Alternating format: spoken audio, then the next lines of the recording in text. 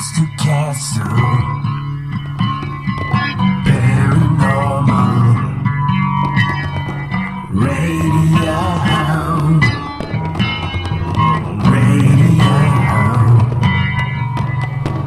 Monster Castle, paranormal, digital radio, KTLK. Yeah, the Fringe FM.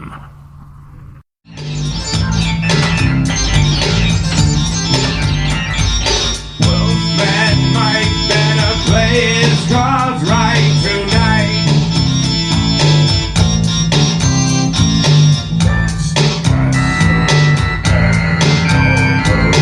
Monks.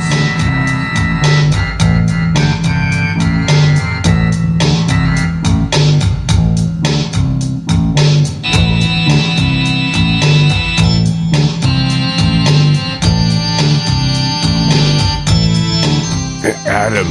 Hey, Adam. Yeah. Do you think we could do something with that? Possibly, yeah. That's my own creation. Yeah. Sort of a theme song for the show that I was starting to come up with. And what do you think? Yeah, we could do something with that. If I send it to you and then you add on to it and then you send it back to me and we just add on.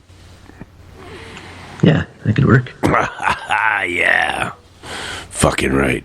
Mm-hmm. Oh my God. Adam. Yeah. Eric Johnson is on this call? What? Wait a minute. I didn't know I had it. Oh my gosh. Okay. I think somebody's trying to get through to us. I think someone's trying to get through to us. Well, they should be able to add themselves in because they were already on the call. All you have to do is say resume or something, right? You go to the bottom of the Skype chat and you resume call, and then you're in, right? Yeah. So whoever it is, Eric, just add yourself in. I don't have to add you. You're in. I already added you. Right? Yeah. Man. I'll try. It's not doing nothing. Okay. Oh, it's not doing a fucking thing for me. Skype sucks. I hate Skype. Skype's a sniveling fucking bitch when it don't work, eh? Yeah. Damn it. I don't even understand it. Or actually don't. It's just like, now I'm just getting this thing where it's just like, you know, okay. Eric Johnson. So, yeah. Oh, no, it's not him. Oh, I know what it is. Okay, never mind. It's stupid me.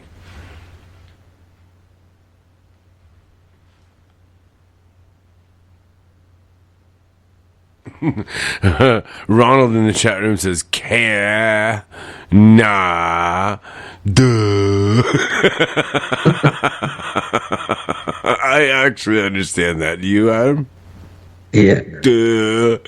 Yeah. Nah, duh. Well, you know what? Canada is actually a native word. That it is. And what does it mean?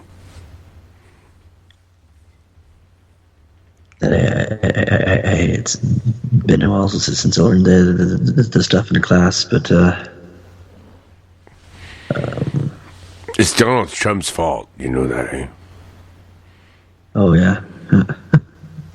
That's why. It is his fucking fault. You know what we're going to call him? Humpty Dumpty, right? Oh yeah. Humpty Dumpty Trumpty. That's my nickname for him already. He's Dumpy Trumpy. Oh yeah.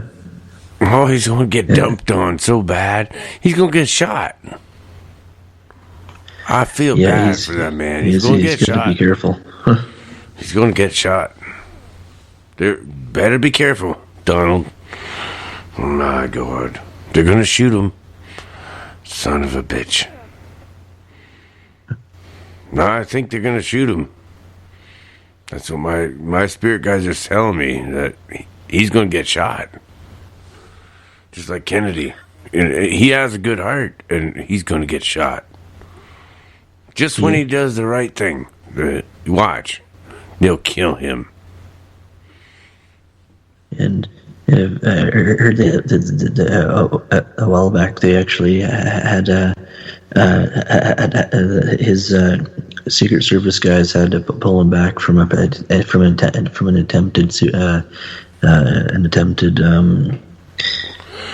assassination.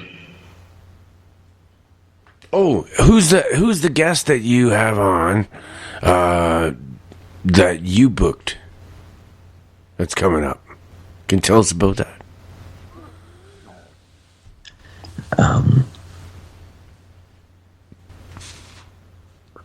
Coming up, the other author.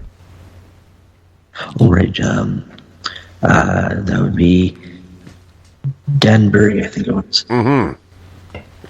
Yeah. What's he all about? He's if I remember correctly, he is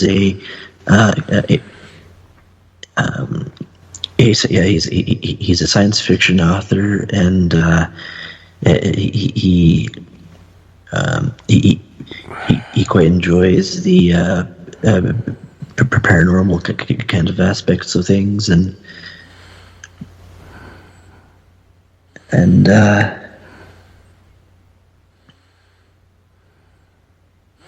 you know what's really comes to mind. You know what's funny? Humpty Dumpty. Ron in the chat room now. I gotta see this, and he's talking about Humpty Dumpty, and I'm thinking about the Eggman.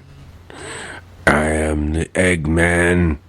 I am the Walrus. Cuckoo Kachoob. I believe it's all connected. I think that John Lennon saw the egg-shaped alien, and that's what he's talking about. I am the Eggman. I am the Walrus. There was different kinds of aliens there. Oh, yeah? Yeah. And that's what he's talking about. By the way, John Lennon is my hero, and I love him, and he's my God. I love John Lennon. Yeah. I love John Lennon. Ronald's saying Paul is the walrus. But yes, Cuckoo Kachoob. But the Eggman. Now, Adam Ambrose said on our show when he was abducted, did he not say that there was some egg-shaped alien? Yeah, I believe he did say that, yeah. Yeah. And, I am the Eggman. I am the Walrus. Cuckoo Kachoob. Okay. Adam, can you play your guitar for us? Sure. I just have to grab it and tune it and all. I'm gonna grab my drum. Sec. Let's do it. All right. I have my drum out. So this time, when you play, take your headphones off. Okay, and that way you won't hear the echo. Yeah. Just play. Good. Just play. Yeah, I'll do that. Okay, this is gonna be live, folks. I'm gonna use my djembe. I'll be back in a sec. All right. It's gonna be live rock and roll from the Adam and the Wolfman.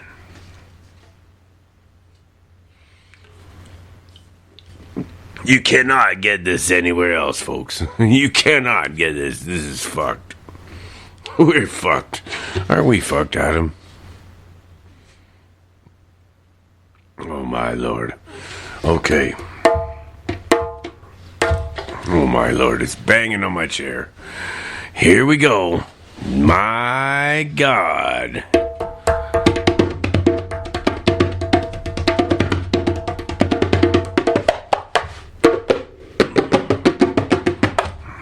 All right. I'm going to turn that down a bit. It's too live. Here we go. And Adam. Adam. Where are you? Adam! I've been searching all night and I can't find Adam. Adam! Oh my God, I'm leaving. I'm going home.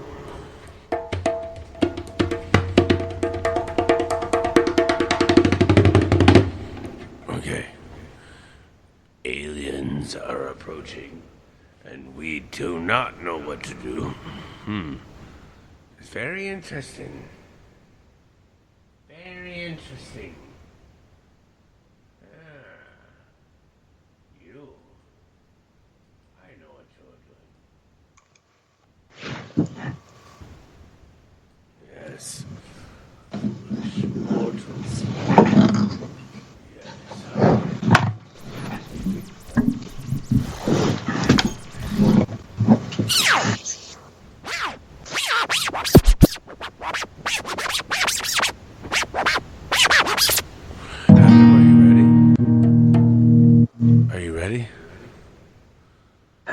How's the sound levels for that? Pretty good, man. Awesome. All right, so we're gonna do live music here on the Monster Castle. Me and Adam Shadow. Yeah. This is different. I'm sorry for the dead air for a second, folks, but actually, this is going to be live music on Monster Castle Paranormal Radio. From Adam Shadow and the Wolfman. I'm just pulling up the lyrics right now.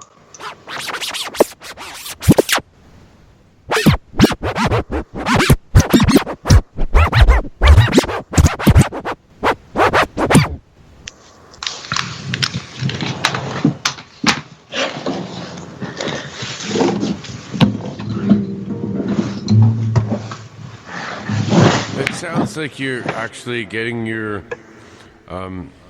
possibly sexual apparatus ready. Nope. No? Nope. No sexual apparatus, folks. Nope. So, are we going to be doing my song softly again, or? Whichever one you want to do. All right. Yep, softly. Yep. Yeah, I think I'll do softly again, and do it as it is in the recording.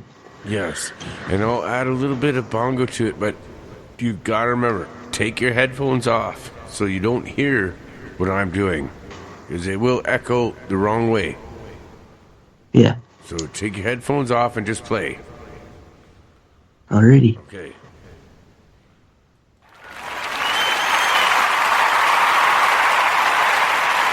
I'm taking them off right now.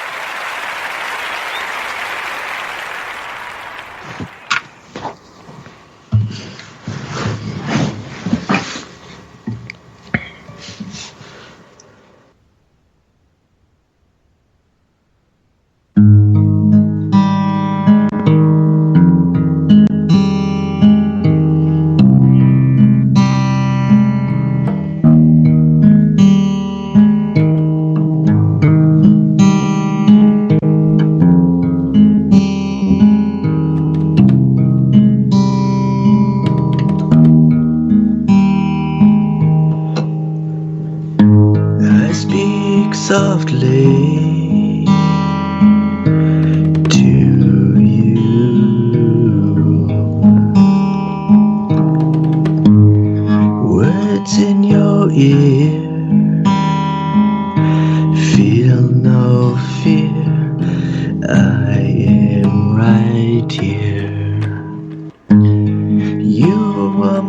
my sunshine.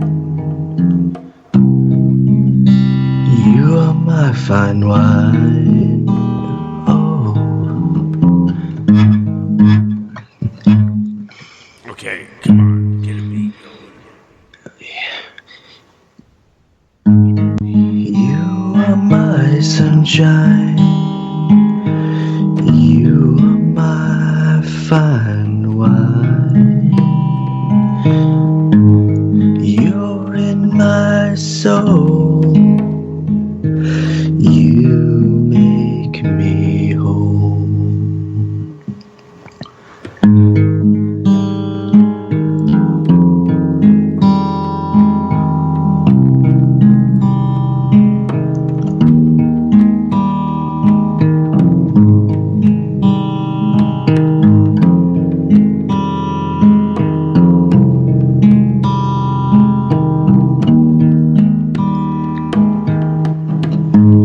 This song is whispered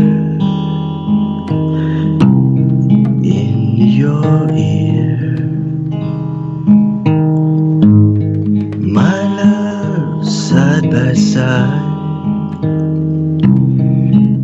I kiss your lips, no need to hide. You are forever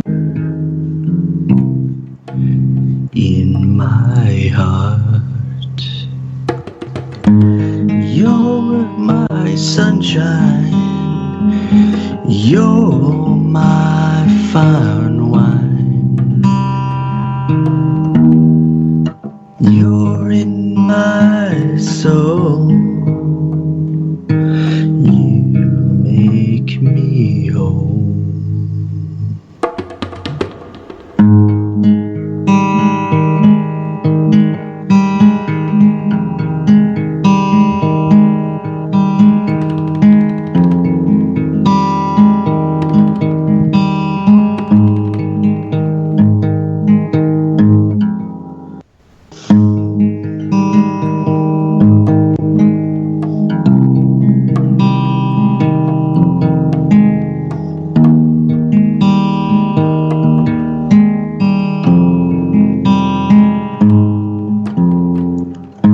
I speak softly to you.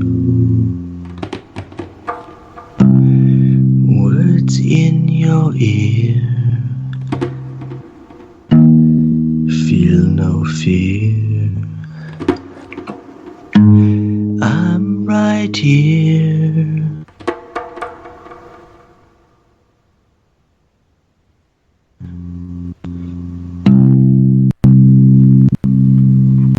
You're in my heart. You're in my soul.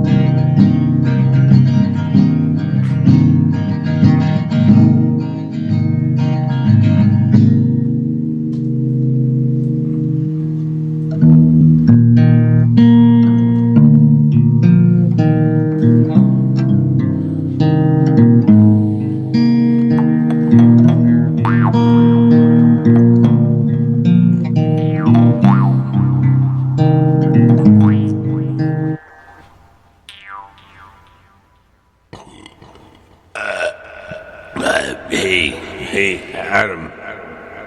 Yeah. Shit, man. It sounds like a leprechaun's gone to Africa. Oh, yeah.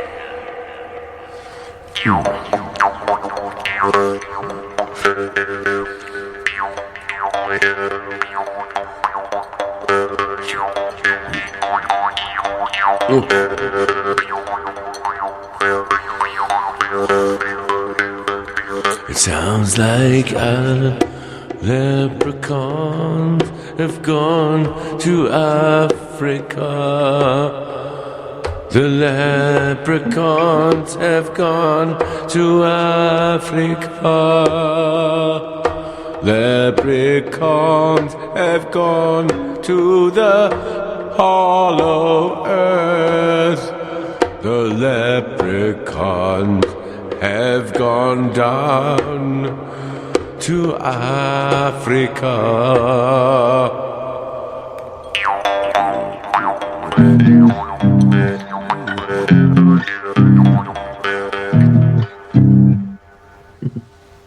What do you think of that one? All right, we're back. We're crazy.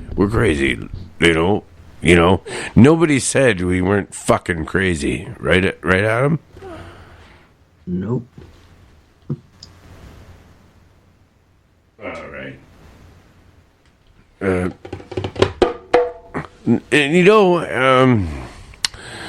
I'm not sure how to play a time signature with your song. With my song, I can. You basically had no fucking time signature, and you left me high and dry. Yeah. Yeah, you fucked me over, didn't you? So I can't even play drums with you. You know I'm a master percussionist, right? Oh yeah, yeah. I've usually when I play the song, it's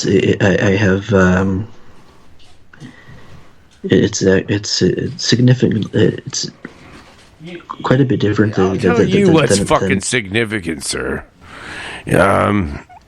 You're dealing with the Wolfman, and the Wolfman is a fucking drummer, and I learned off the best, and probably one of the best percussionists in Ontario. I can pretty much play anything on any instrument, but I'm a percussionist, and I'm trying to play along with you, and you're not keeping beat with me. I know it's when it comes down to singing and playing the guitar, it's actually kind of difficult to do it in time for me. Yeah, try playing guitar and drumming and keyboards and singing at the same time. Try that one. Yeah. I'll show you guys. Adam, your song fucking rocks. Man, I can't believe what he does, man. He is amazing. Adam Watt, ladies and gentlemen. Adam Watt.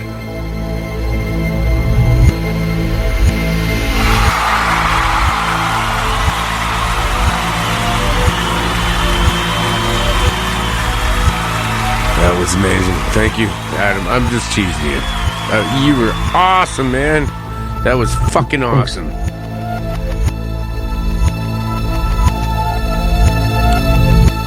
Nobody can do it like the Adam. Nobody can do it like the Adam. Yeah.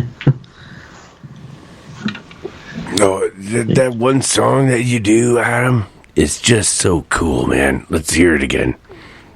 Can I find that one? I searched for you. God, yeah. I want to hear it again. You know what I mean?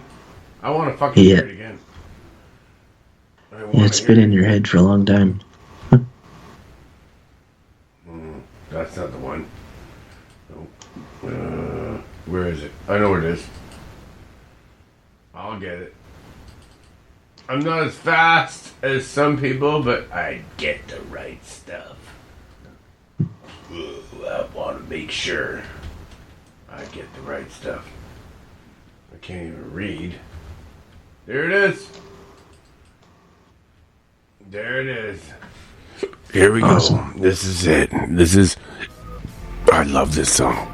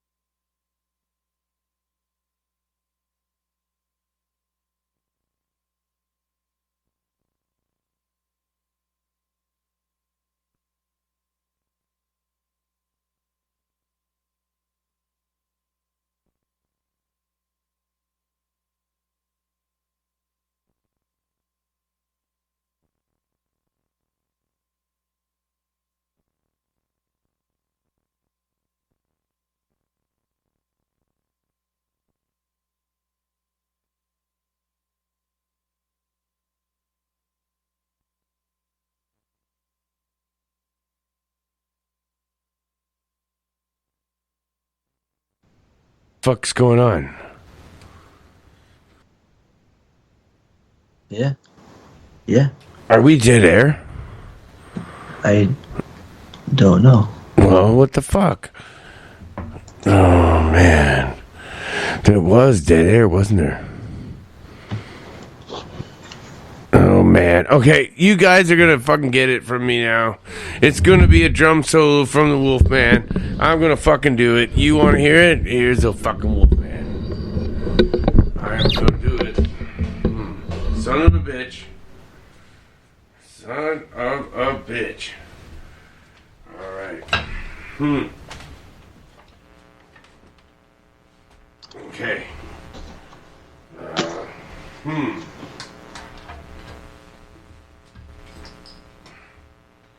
Just getting ready. All right. I'm just getting ready. This is going to be drum solo from the Wolfman. And it's going to be a drum solo. This is going to the chat room. Hashtag 47Talk. This is going out to you, Moogs. My drum set.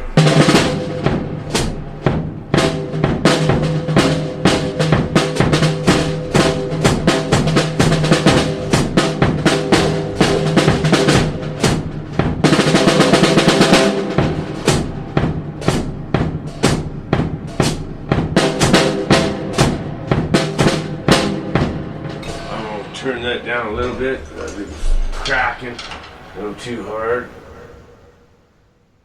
Turn that down a bit. Let's see what happens here.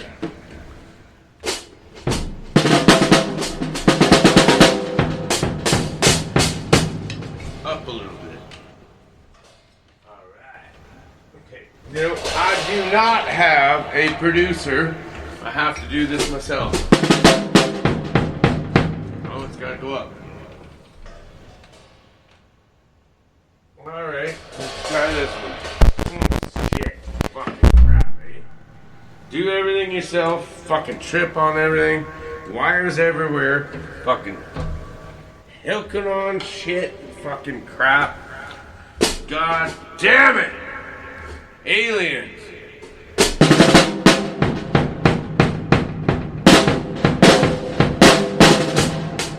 Okay, here we go.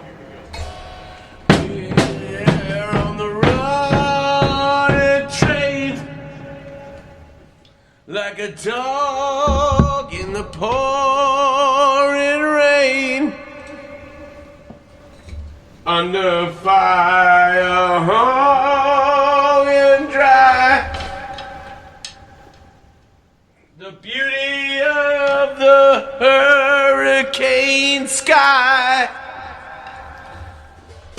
Beauty, beauty, beauty, it's beautiful.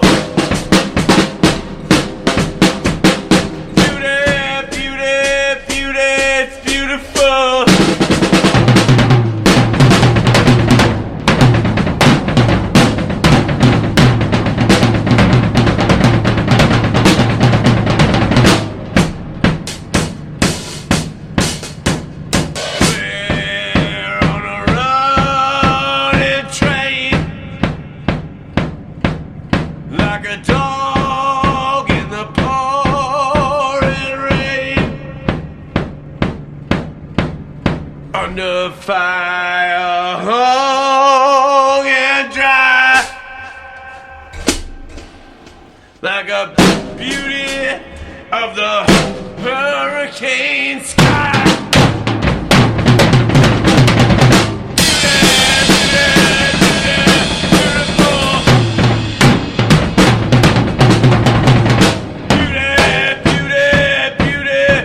Beautiful.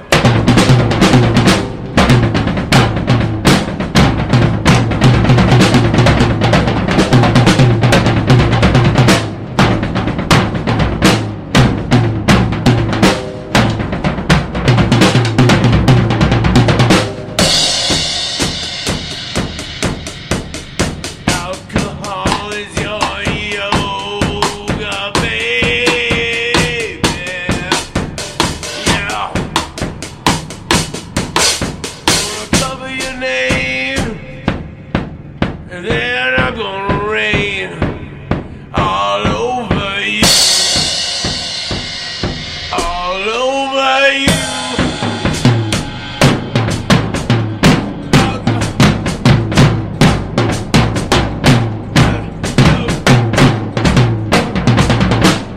Diamond days are gone.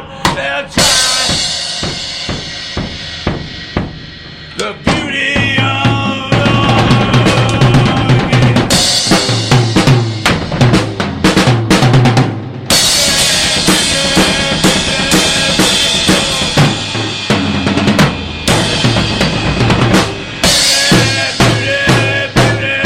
beautiful. It's beautiful.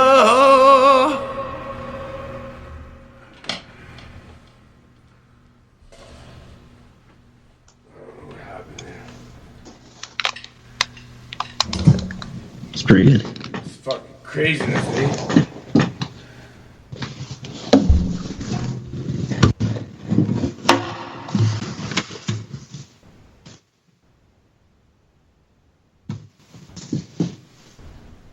Damn. Okay, I'm back, Adam. That's pretty good. That was terrible. But that was me on the drums live. That was crazy. Tripping all over the fucking chords in my studio.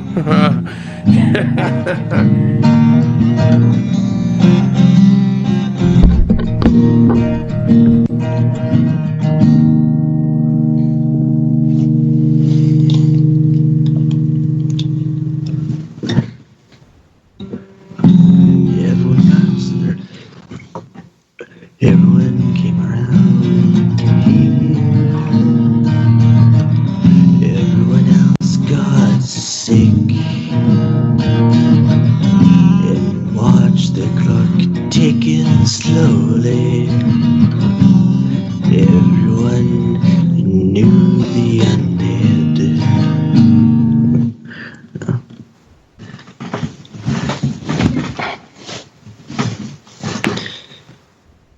That's not quite right. I actually tried to play the Neil Peart version, but I guess I'm not as good as him. I could try again.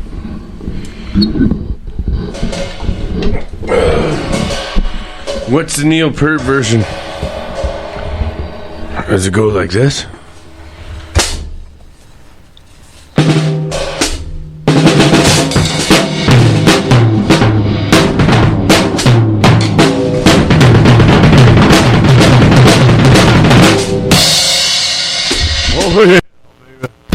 They call me the king. Oh yeah, baby. Oh yeah. That's it. Oh, take the Coke bottle out of my ass. I am the king. Yeah. It's something like that, right? Is that it? Anyways, my neighbors are pissed right off. They're already calling the cops. So what the fuck?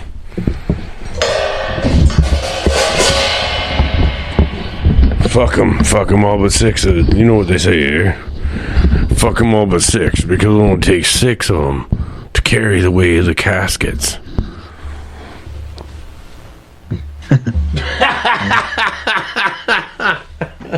Right, Adam? Fucking stupid Canadians. Like we don't know nothing. We're here, standing true to the north. Going true in north. I don't remember the anthem. Do you remember the Canadian anthem?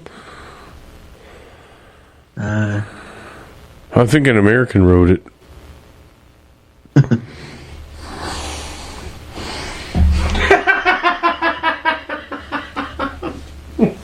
It's true. An American fucking wrote our anthem.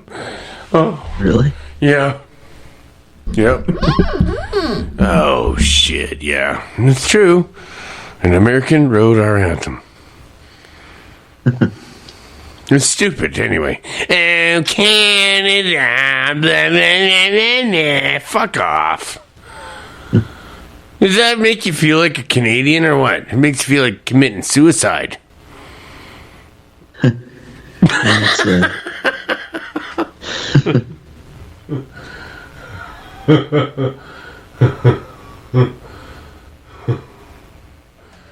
Wow. Oh, Canada, she farted on thee. Oh my God. Oh, Canada, the Mounties have seen the UFOs.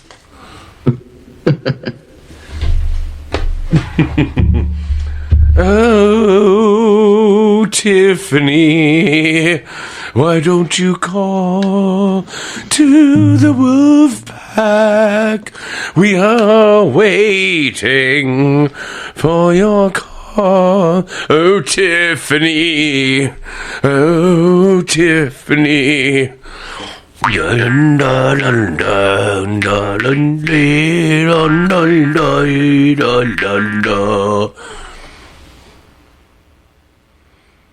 Oh, Tiffany, oh, Tiffany, we are waiting for your call.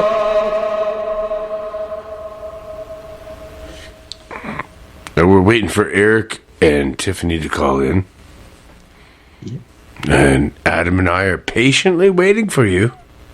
Trying to do something, but it's not our fault. It's your fucking fault. You call in, and then we'll have some fun. It's not my fucking fault. Is it your fault? Nope. Nope. Not my fault. Nope. You said you were going to call. Now you're not calling. What the hell are you guys doing? You having chicken dinner or something? Oh, right.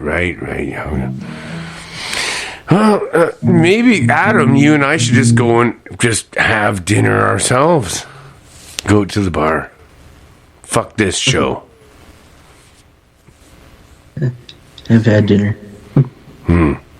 Wait, did it, wait a minute. You smelled mothballs? Nope. You never smelled mothballs? Nope. Me neither. Alright, fuck. I think I'm doing another cover of Cold called Stripper Down. I'm definitely going to put a song on.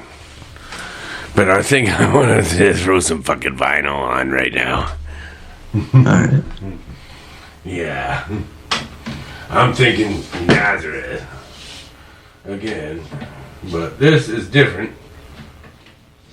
Son of a bitch. If I can get the goddamn thing working. Alright. Oh. You know what? This is a really beautiful song. Oh yeah? It is fucking beautiful, man. I think you're gonna really like that. You're gonna really like this. Cool.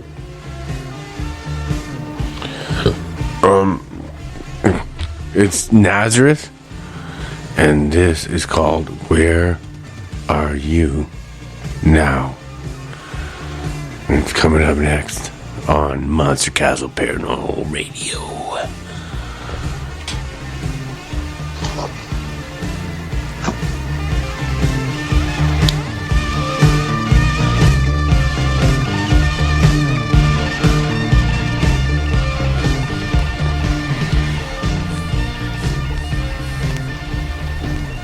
And here we go. This one's gonna make you cry, folks. Just get ready. Just kidding. It's Rock and Roll Friday, alright, yeah! With the Wolfman. Logo still. Rock and roll. Yeah, baby. Dig it.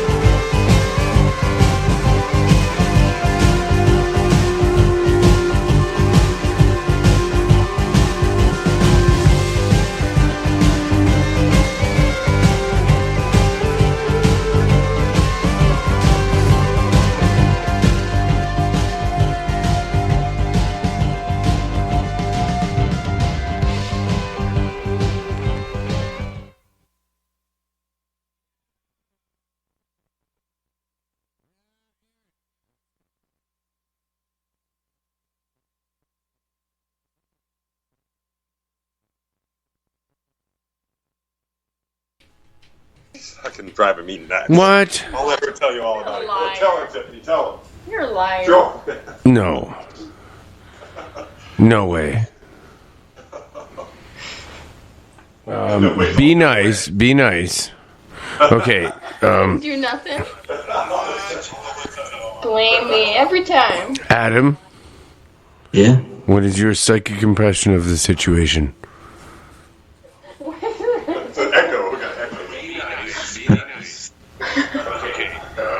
I wasn't quite listening there to. Adam, I think Ronald likes your music. Awesome.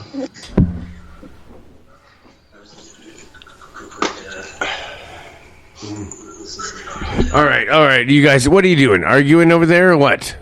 No. Come on. Are you on the show or are you gonna fucking fuck around? Yeah, whatever. Come on, Tiffany, straighten the fucking man out. Slap him in the face a couple times. Are you gonna hit him or not? What? Well, you fucking hit him on the head a couple times. Tell him to shut the fuck up. Get with it, Eric. Come on. So Wolf, I mean, you're in like tarot. What is that show again? You do it midnight. It's Tarot. Dirty Rotten Taro. What? My Dirty Rotten Taro. Yeah, you're already in the Dirty Rotten Taro mode already. Yeah. Totally get a tarot reading while he's doing. Yes, I can do a tarot reading for you. Yeah, do a reading for us right now. Go for it. What the fuck, Adam? You need to talk more, Adam. I'm tired of you just sitting there saying nothing. All right, Adam. They want to. Can you put your music on? Adam. No, Come on, bust out Adam that does the music. music for Dirty Rotten Taro. He does the fucking music. All Hey, do right. any of you guys got a bass guitar that you can play? I got it. wanna I hear, got like, it somebody right twanging here. on a bass guitar. It's going down. All right, here we go. We're gonna do it. It's Dirty Rotten Taro. Ladies and gentlemen, we are gonna do a tarot reading. Ladies and gentlemen. Yeah. Dig it. All right. Here we go. Here we go. Can't hear it down there. Okay. Are you guys ready? I hear. Can you hear me? What? Can you hear me? Oh yeah. All right. Tiffany. Yeah, my hearing's a bit sensitive. Don't yell it. All right. Your first card is upside. It's upside down, and it is the world. Oh, you're going to hell. All right. No, this is your card, Tiffany. Oh. I'm going to hell. Then. Shut up. Let me fucking talk. A fear of change. Earthbound spirit attached to one place or profession. Sloth and stubbornness. Refusal to learn the lessons of life. Sounds like a torture. As shown. You're not even listening in the other cards. Fucking listen when I'm telling you. You don't fucking get it, do you? Wolfman has spoken. Oh wow. You want me to fucking tell you again? Wolfman, No. Wolfman, Yeah. Jeff's trying to get in the call. All right. But I'm doing a tarot reading right now for Tiffany. So shut up, all right? Okay, I'm sorry. I'm trying to Tiffany. fucking do this. All right, your next card, Tiffany, is the King of Pentacles.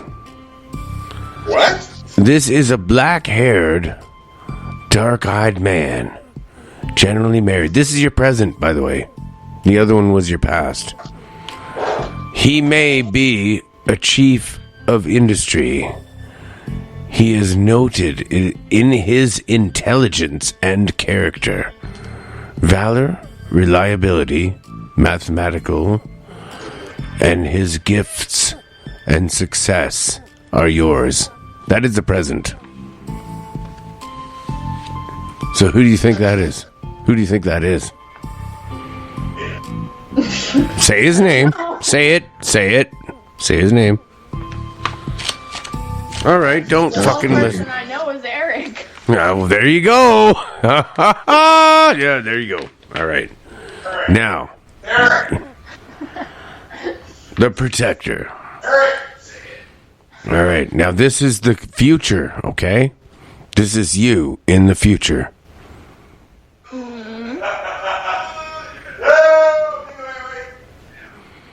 Eric, you're a bit late. Things super delayed. Listen to me. Listen to me.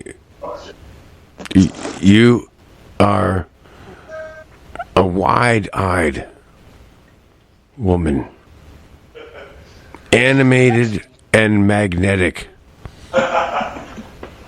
Generally lives in the country. Home-loving and nature-loving. Friendly, chaste, and honorable. But if the card beside her is a man. Are you trying to say I'm a man? No, In the if the future? card beside you is a man. Eric, stop! Very fond of him. If he would shut the fuck up for a change.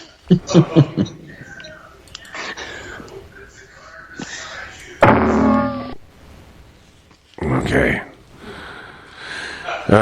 Stop it! Okay. If he would shut the fuck up, I will continue my reading. Can you please strangle him? Where's Jeff when I need him? Electrocute this person, please. Quit!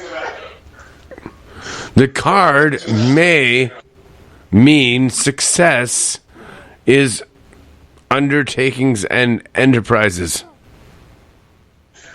If the card beside you is a man, she may be interested in his welfare. Do you understand what I'm saying? I doubt it. You guys don't even fucking get it, do you? No. Almighty Wolf God. Dare your Wolfman spirit has with us, spoken. Almighty Wolf God.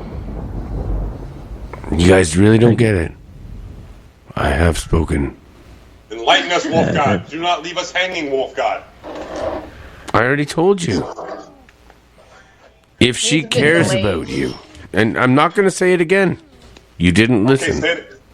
No, I'm not What? going to fucking say it again. I already said it. What the fuck? Why should I? Why should I? You didn't fucking listen to me the first time. Bullshit. Oh, fuck. Adam?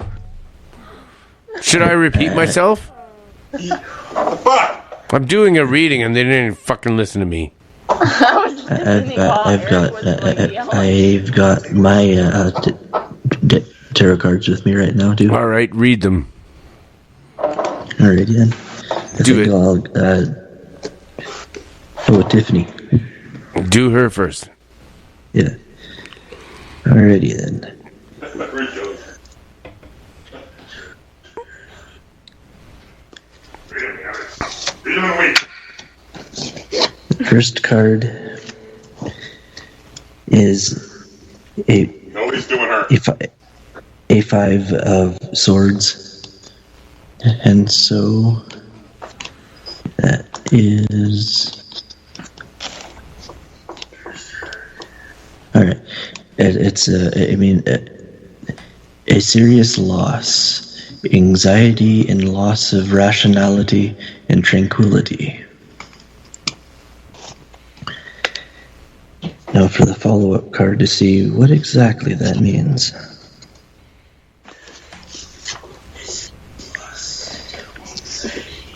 The moon. I ain't talking poop. What the hell are you talking about, poop? The I moon. tried to sell that, but no one will buy it anymore. The moon of the tarot is overlooking two howling dogs. The setting is spectral and obscure, just as the moon was considered the bearer of darkness and evil and influence. There's also an illustration of a crayfish that, with its peculiar backward gait, becomes another sinister and obscure symbol. What? The card, it clearly evokes its meaning. There is a sinister and obscure atmosphere brimming with deception. If caution is not taken, mistakes will be made. Outside circumstances are unfavorable, tempting, and deceptive. It is, however, possible to remain unscathed, but only by being astute and skillful.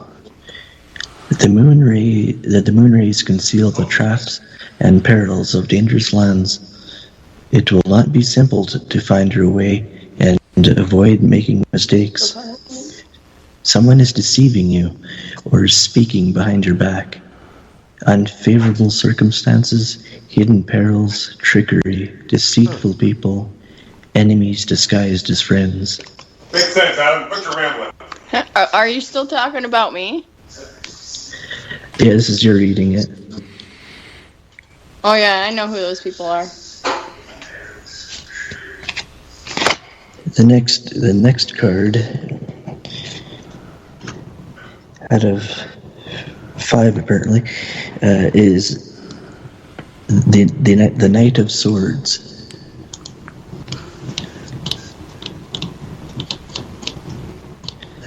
And that is the Knight of Swords. The Knight of Swords. It's positive anger and aggressiveness. A person ready to defend us. Actually, it means you caused 9/11. No. Tiffany, why'd you do that? Why'd you have to think that way?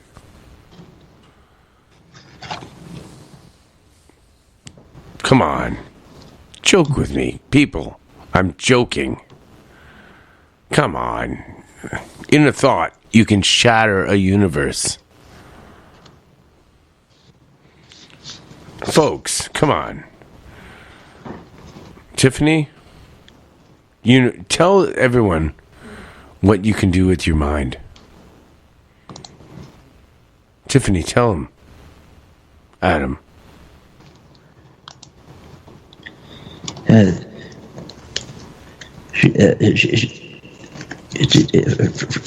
From what I can sense of you, you have quite strong telepathic abilities. You have a very strong affinity to perception-based abilities. My intuition is saying for them to be careful this evening. Watch out. I don't know why.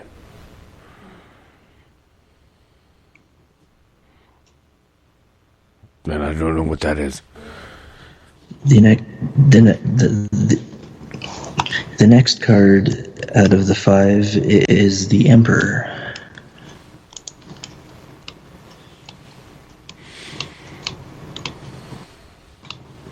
When you're really drunk, you're at your most vulnerable. Stop drinking.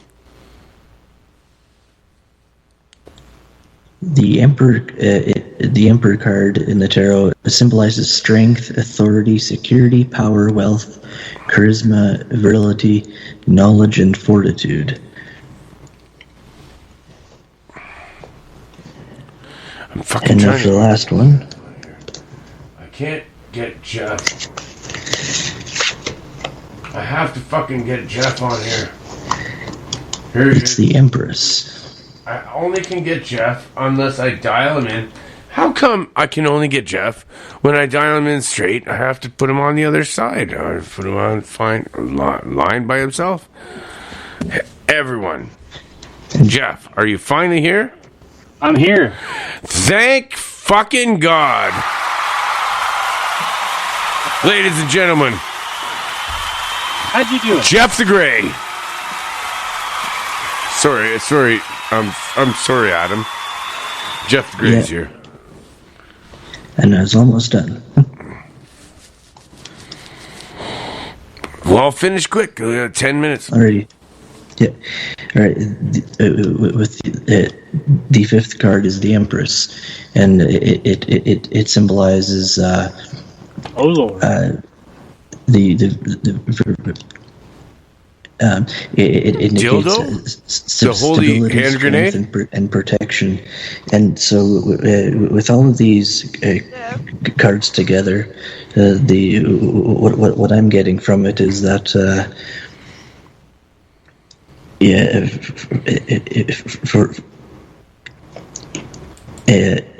that's very interesting. Tiffany, are you still having Alien probings? No. Are you still experiencing a weakened immune system?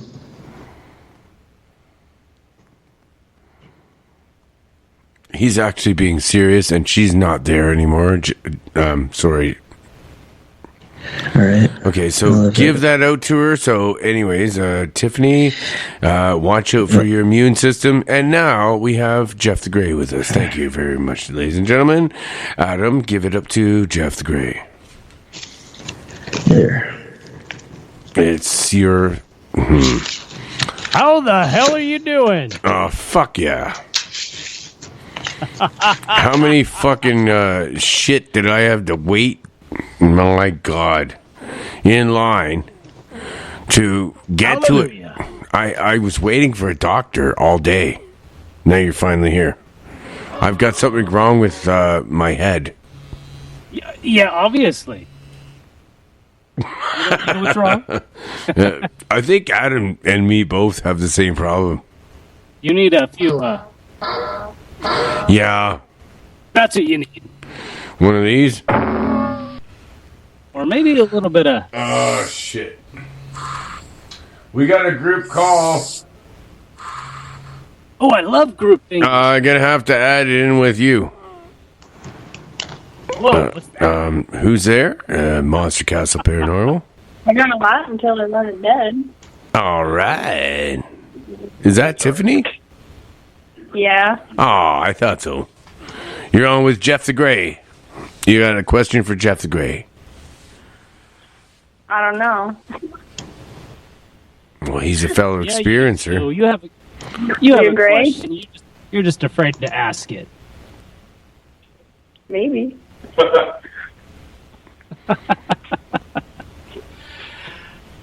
You know, he's Ask him a sliced and question. diced a lot of bodies. So, what are you gonna ask him? Hold on. Let me think of something. Think and picture in your mind the sickest thing you ever saw, and then ask him about it. Ask me. So you're Yeah, gonna have to.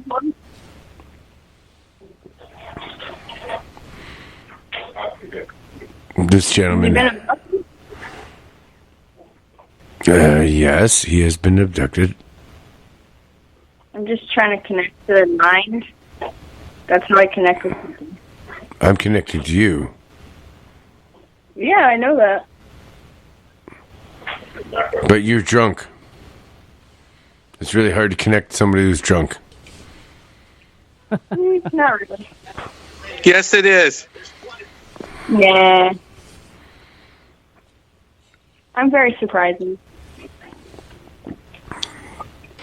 If it was hard to connect with somebody, then I'm halfway across the world and they're all the way halfway across the other part of the world. I could still connect to them. Even on another planet. That has happened before. You're right. You are right. You guys are awesome, eh? I hope you're having fun. Are you having fun tonight?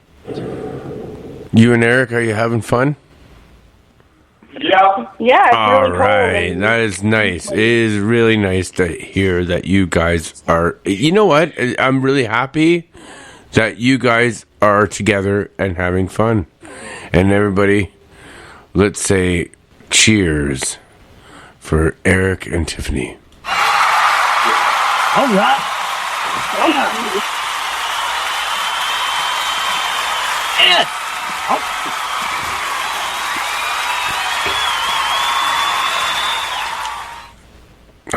Willie's You guys pretty. weren't too bored with the reading. No, it was awesome. That's right. Sorry, Tiffany, you got cut off. Well, Adam was doing your reading, so we have maybe 5 minutes left before the main guest comes on. And oh, this shit! No, it's going to be a half hour. Anyway, I have 5 minutes on this show, and then there's going to be a half hour break, and then we're going on the main show with Keith Laney and oh my lord, Dave Scott from Spaced Out Radio is going to be here too. Well, you guys can still be here too. Well, that's fun. Anyway, Thank you.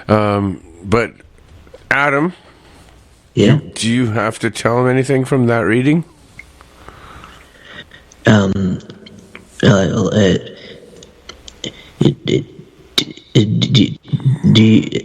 Tiffany, do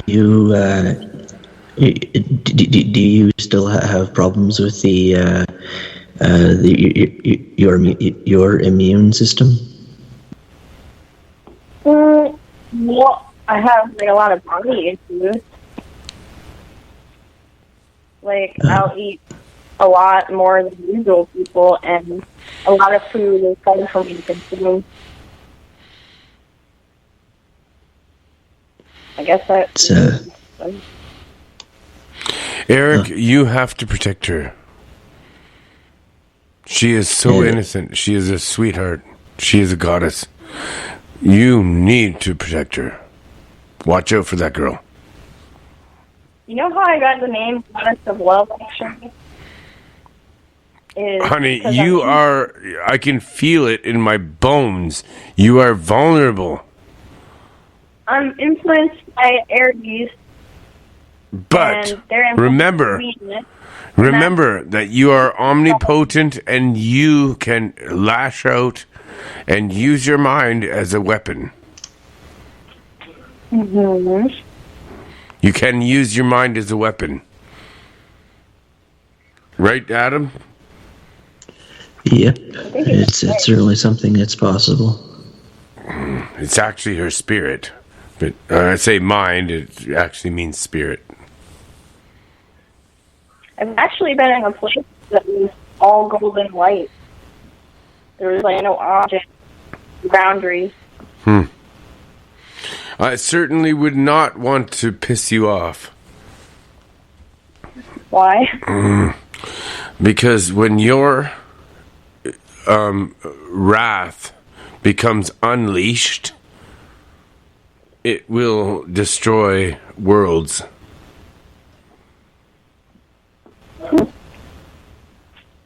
Interesting. And meanwhile, in another reality, Tiffany's destroying the world.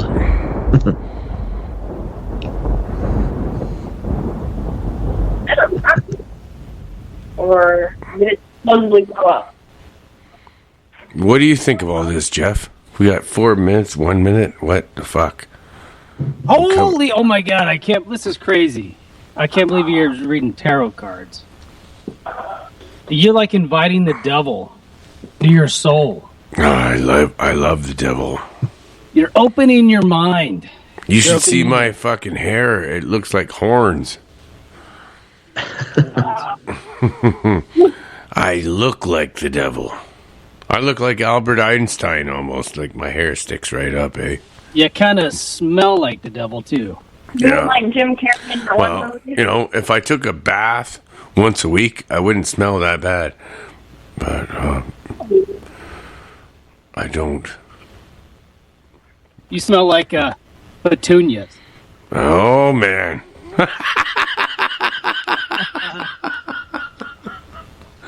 Oh, shit. A petunia? What? Man, you know exactly what I'm talking about. Wait a minute. Petunia. Where is it? Here it is. Okay, smell like a petunia. It's not working right. It's not working right. Here.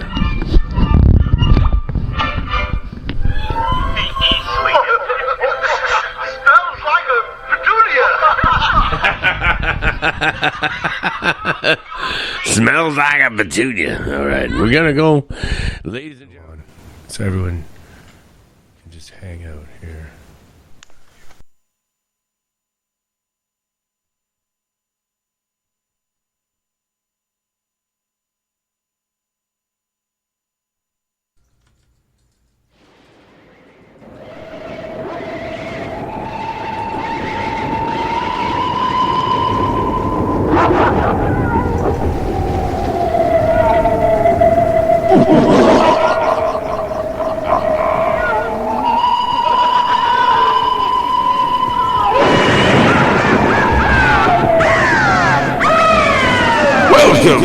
Welcome to the Monster Castle Radio Show.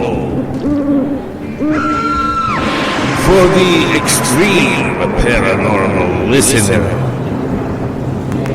And here is your host, the Wolfman, Mike.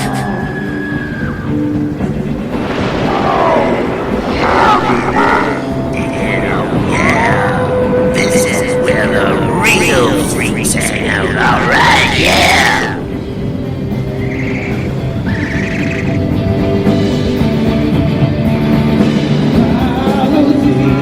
Let's hear some rock and roll, baby, yeah.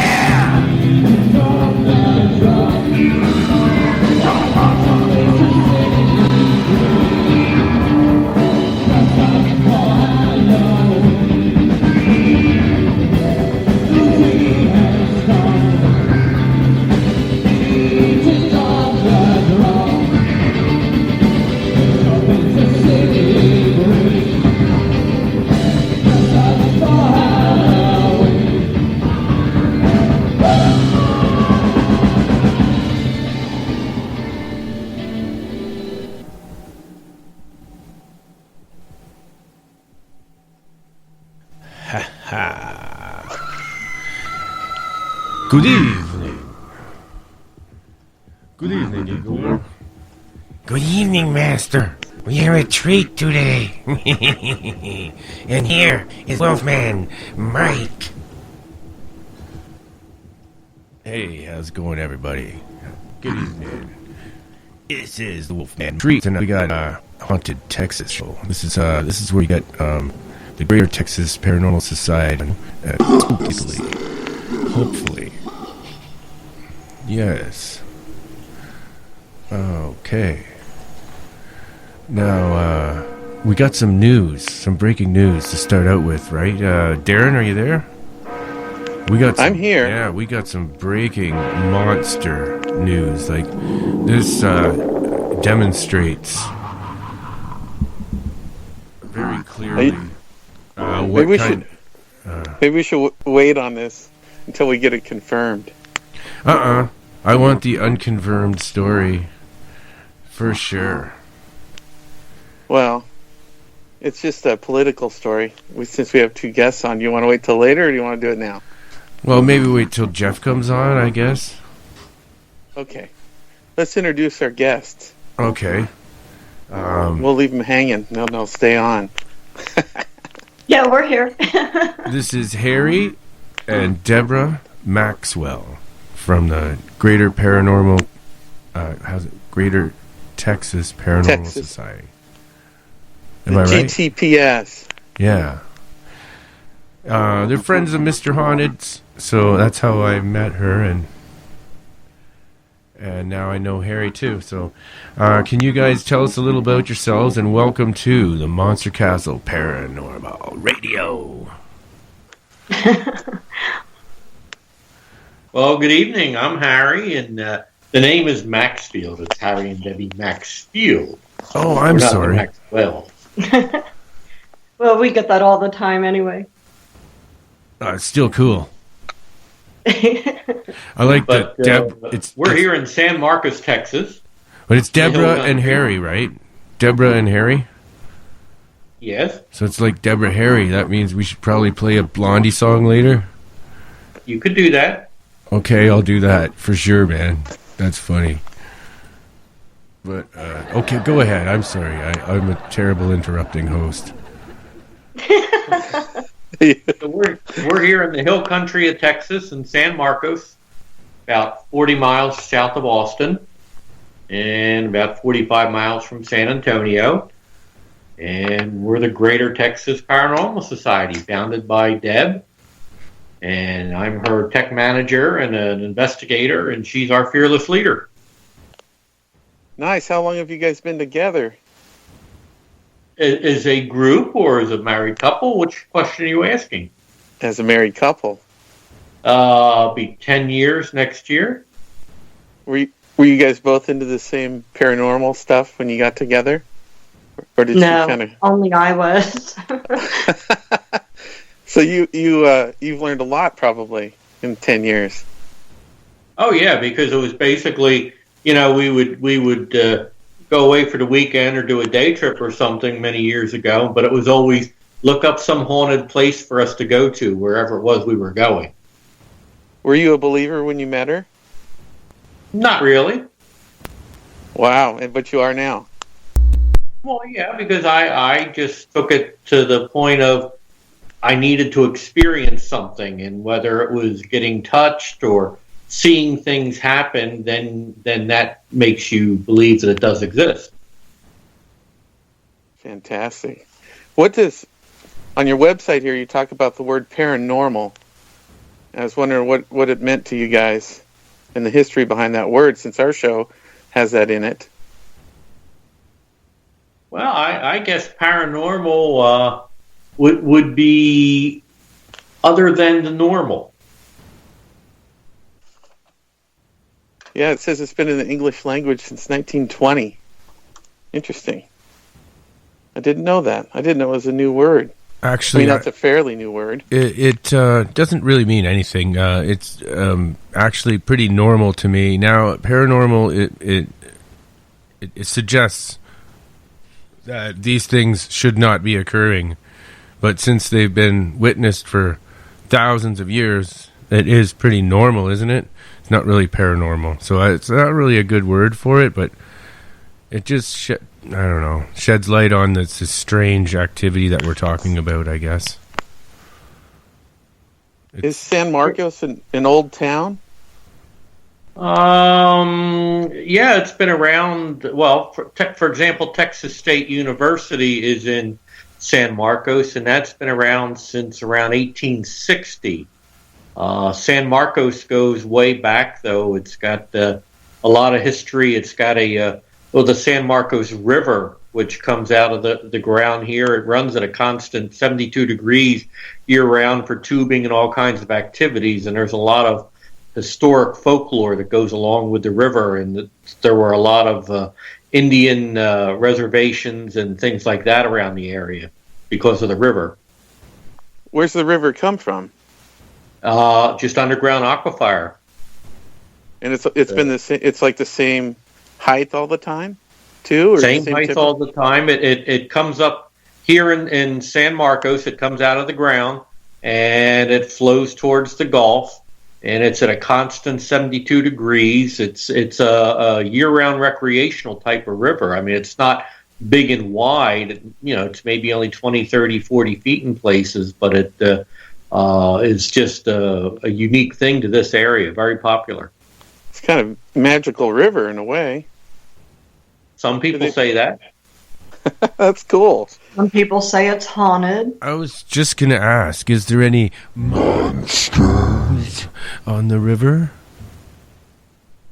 Well, there's tales of hauntings along the river here in San Marcos. Some supposedly there's a place called Thompson Island, which supposedly has a haunting, and it's just a little spot, in the river type of thing. But that's got some haunted folklore to it.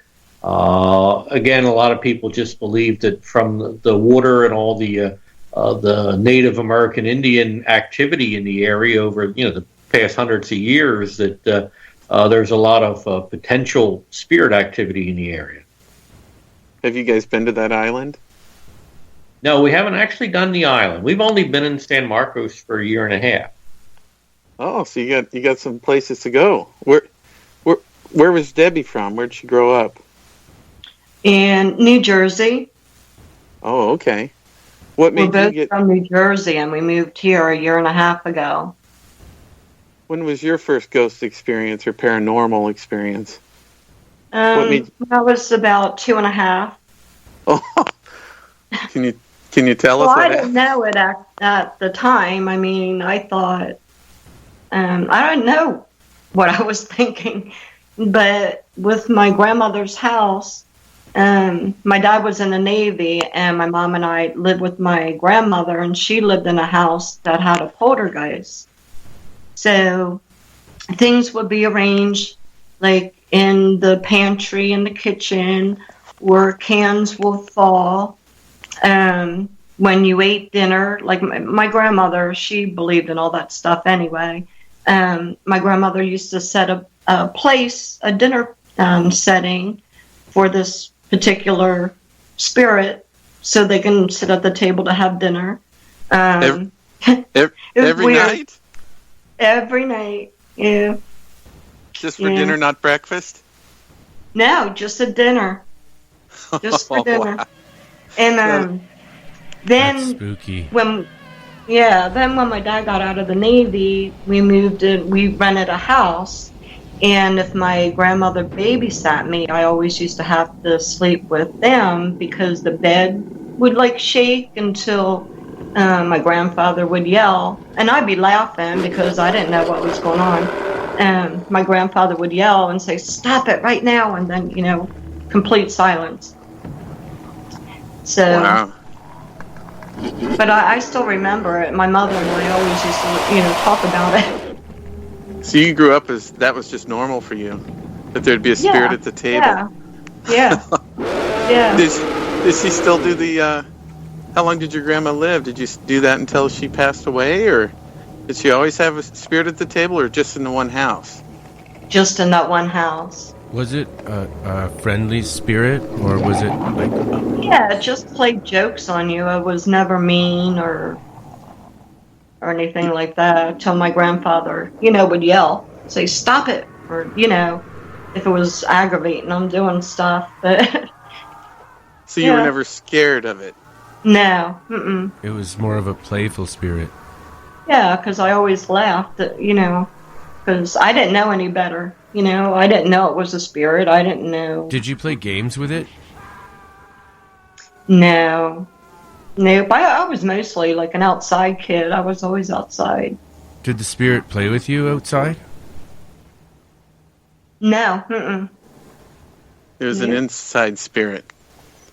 Yeah, I reckon. I mean, it never went outside. I mean, never with me. I don't know about, anybody else that went outside that house. But with me, no.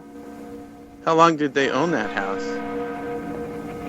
Oh, geez. They were there, I would say, a good 5-6 years.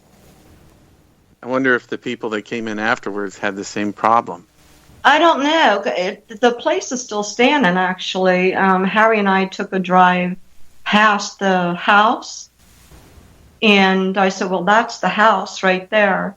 But my grandfather passed away, and so that's why my grandmother moved out of the house. But they were still living there when he passed away. So when was the next spirit that you saw, and how old were you?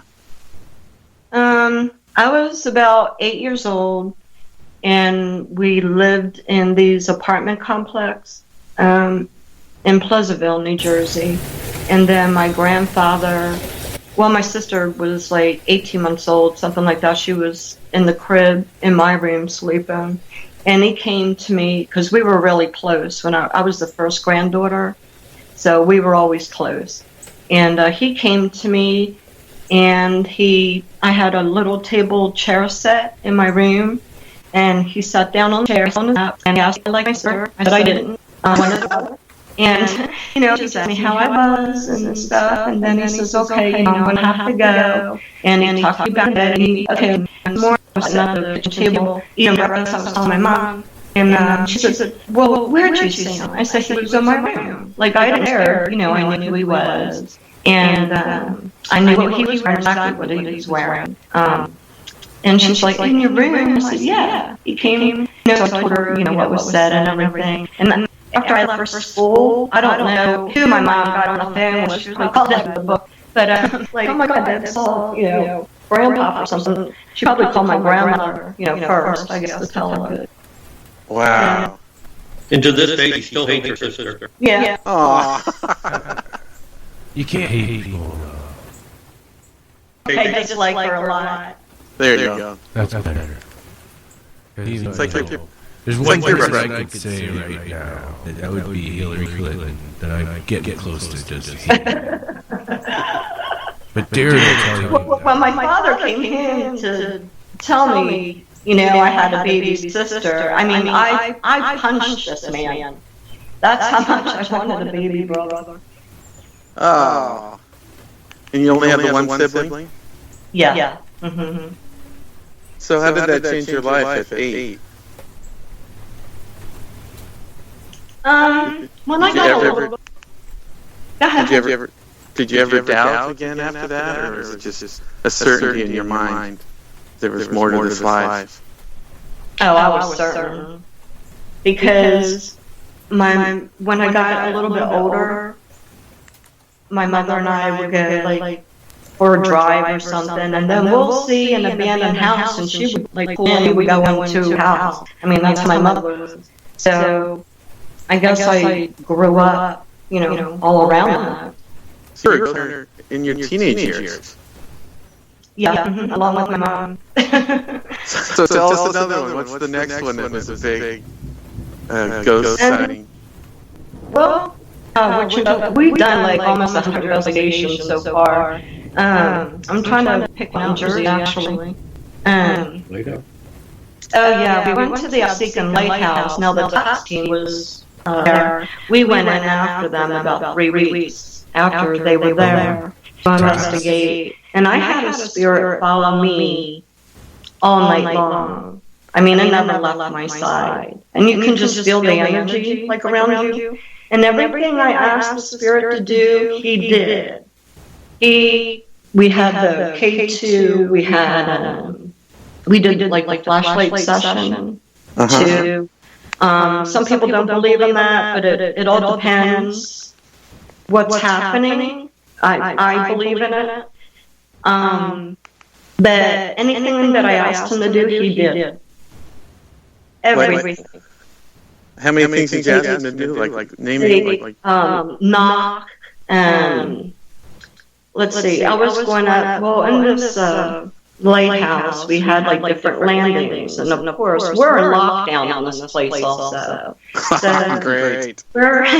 We're going up to the next landing, and I was holding a flashlight at the end. Now this thing never came on until I asked the question. I said, Daniel, can you please, because we got the name Daniel, and that was the first lighthouse keeper.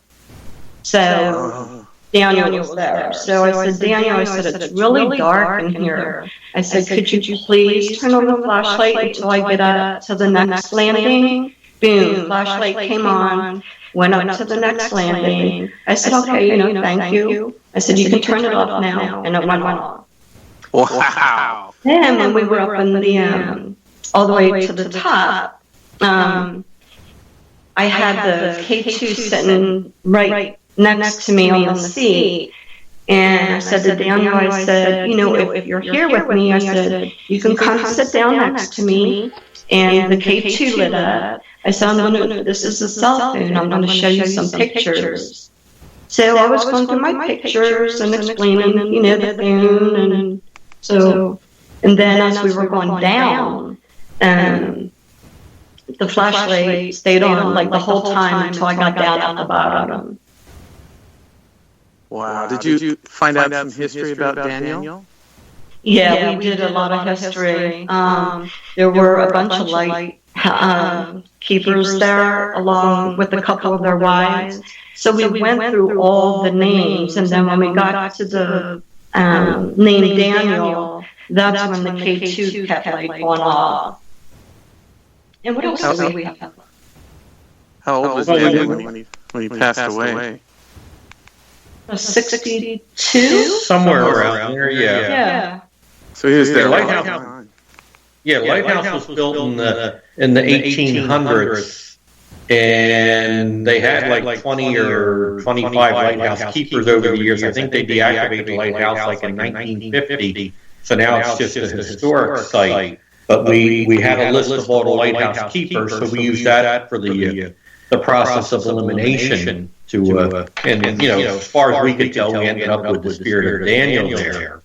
The other interesting thing is we went there about a year later for a second investigation, and besides the lighthouse tower itself, they have the original house that was alongside it. And that's now got a museum on the first floor, and they have offices and what have you on the second floor. And we were up on the second floor in the conference room, and it has a really large, massive, heavy oak conference table, probably 4 to 5 feet wide and 15 feet long. I mean, you can't shake it, you can't move it. I mean, it's just rock solid. And about 14 minutes into being in the conference room, we had a digital voice recorder on the table. We had a K2 sitting on the table. We had a mini mag light sitting on the table. And about 14 minutes in, all of a sudden, the flashlight starts rolling across the table. After I asked the question, it started rolling. So we put the flashlight back. It sounds like you guys got more activity than the TAPS team. Well, the TAPS team didn't have a good night. When they were there, it was in the winter. There was a storm. The wind was blowing and stuff. I mean, it was a televised episode, and it just wasn't good conditions. I mean, they didn't have a good night there at all. They didn't come up with much of anything. And the interesting thing was, after that first flashlight roll, about 20 minutes later, we got a second flashlight roll on the table. Again, the same thing, just out of the blue. And we at that point, we're trying to shake the table, jump up and down on the floor, checking air circulation from the vents. I mean, everything. There was nothing to cause that flashlight to move. But we got that one documented, both times documented on film. Oh man, that'd be great to see. Well, if you go to our page, Greater Texas Paranormal Society, and you scroll down far enough, it's there somewhere, I think. Okay. Neat. Debbie, what do you feel like when the ghost is nearby? You said you could tell that the ghost or Daniel was following you up and down. What's it feel like for you? And then does that correspond to your equipment usually? No, it's just me personally. I just feel something. I guess the energy. Like when we go on house investigations, I can usually walk into a house, and if I feel any type of energy, especially what the client tells you, and usually I'll walk in there cold, by meaning that I've never been inside their house before, and it's the first impression that I get when I walk inside. I can usually tell, and I could tell you which rooms are going to have the activities in. For some reason, I don't know how I do it. I mean, I'm not a medium. I just sense it. She can't tell you that it's a male spirit or a female or anything like that. She just senses that this is a room that will have activity. Wow. That's actually a lot like the way I do it. I sense that something is going to happen, but I don't know it.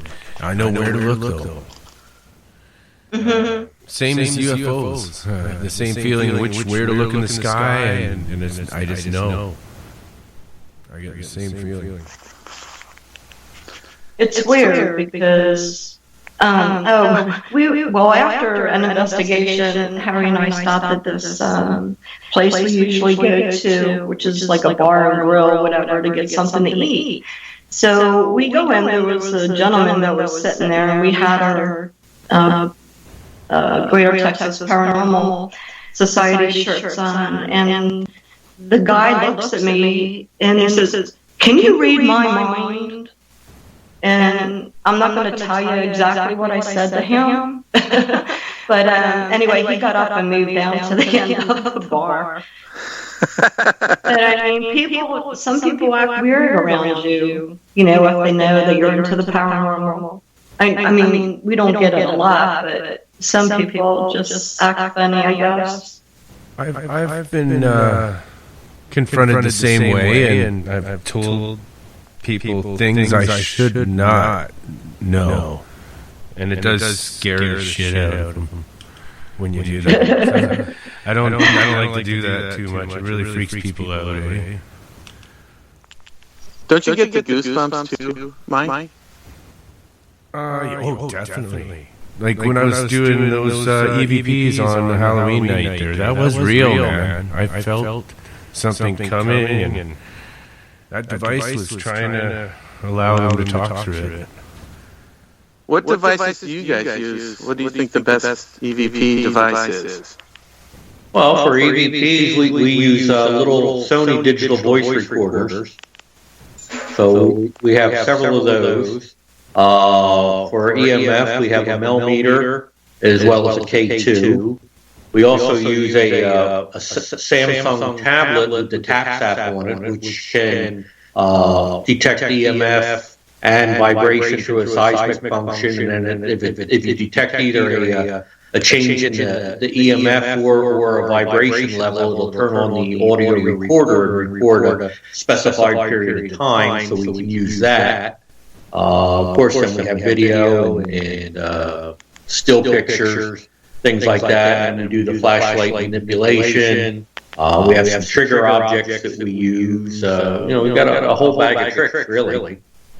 It makes it easier for them to trigger them. Exactly. Did the EMF go up before that flashlight started rolling across that oak table? No. Nothing to indicate anything. I mean, it was just a total surprise. And we had 10 people sitting around the table. We had, but that night we were there, it was like an event that we sponsored versus just an investigation when we went the first time. So we had a bunch of people around the table. No one was touching the table. Everyone witnessed it. And again, we couldn't cause it to happen, but it happened twice. That's cool. Did you put it in the exact same location, or did you move it to a different part of the table? Within an inch or two to the same location. Yeah. Because the flashlight was like the flashlight was sitting next to the K2, the K2 sitting next to the digital voice recorder. So everything was just kind of set out on the table. How many people did you have in your event? There were 10 altogether. Oh, neat. How often do you do that? Do you have like treatments? We don't do events that often. Most of it is private investigations and/or just go out ourselves to a historic, location to do our own thing. But we had a bunch of people that we knew that wanted to see what it was like to do an investigation. So we, was able to arrange with the Absecon Lighthouse, which is in Atlantic City, and of course they charge a fee, which all goes to the historical committee there that maintains the lighthouse and stuff. So everybody just chips in, pays the fee, and we hosted an investigation there on the second visit. How long were you there? All night long, or? From either 7 or 8 p.m. till midnight or 1, somewhere around there. Okay.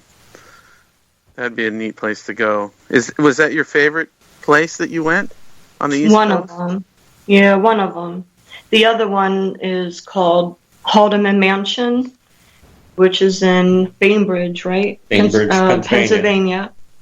I got my hat pulled off my head twice that night, actually. That was a neat experience.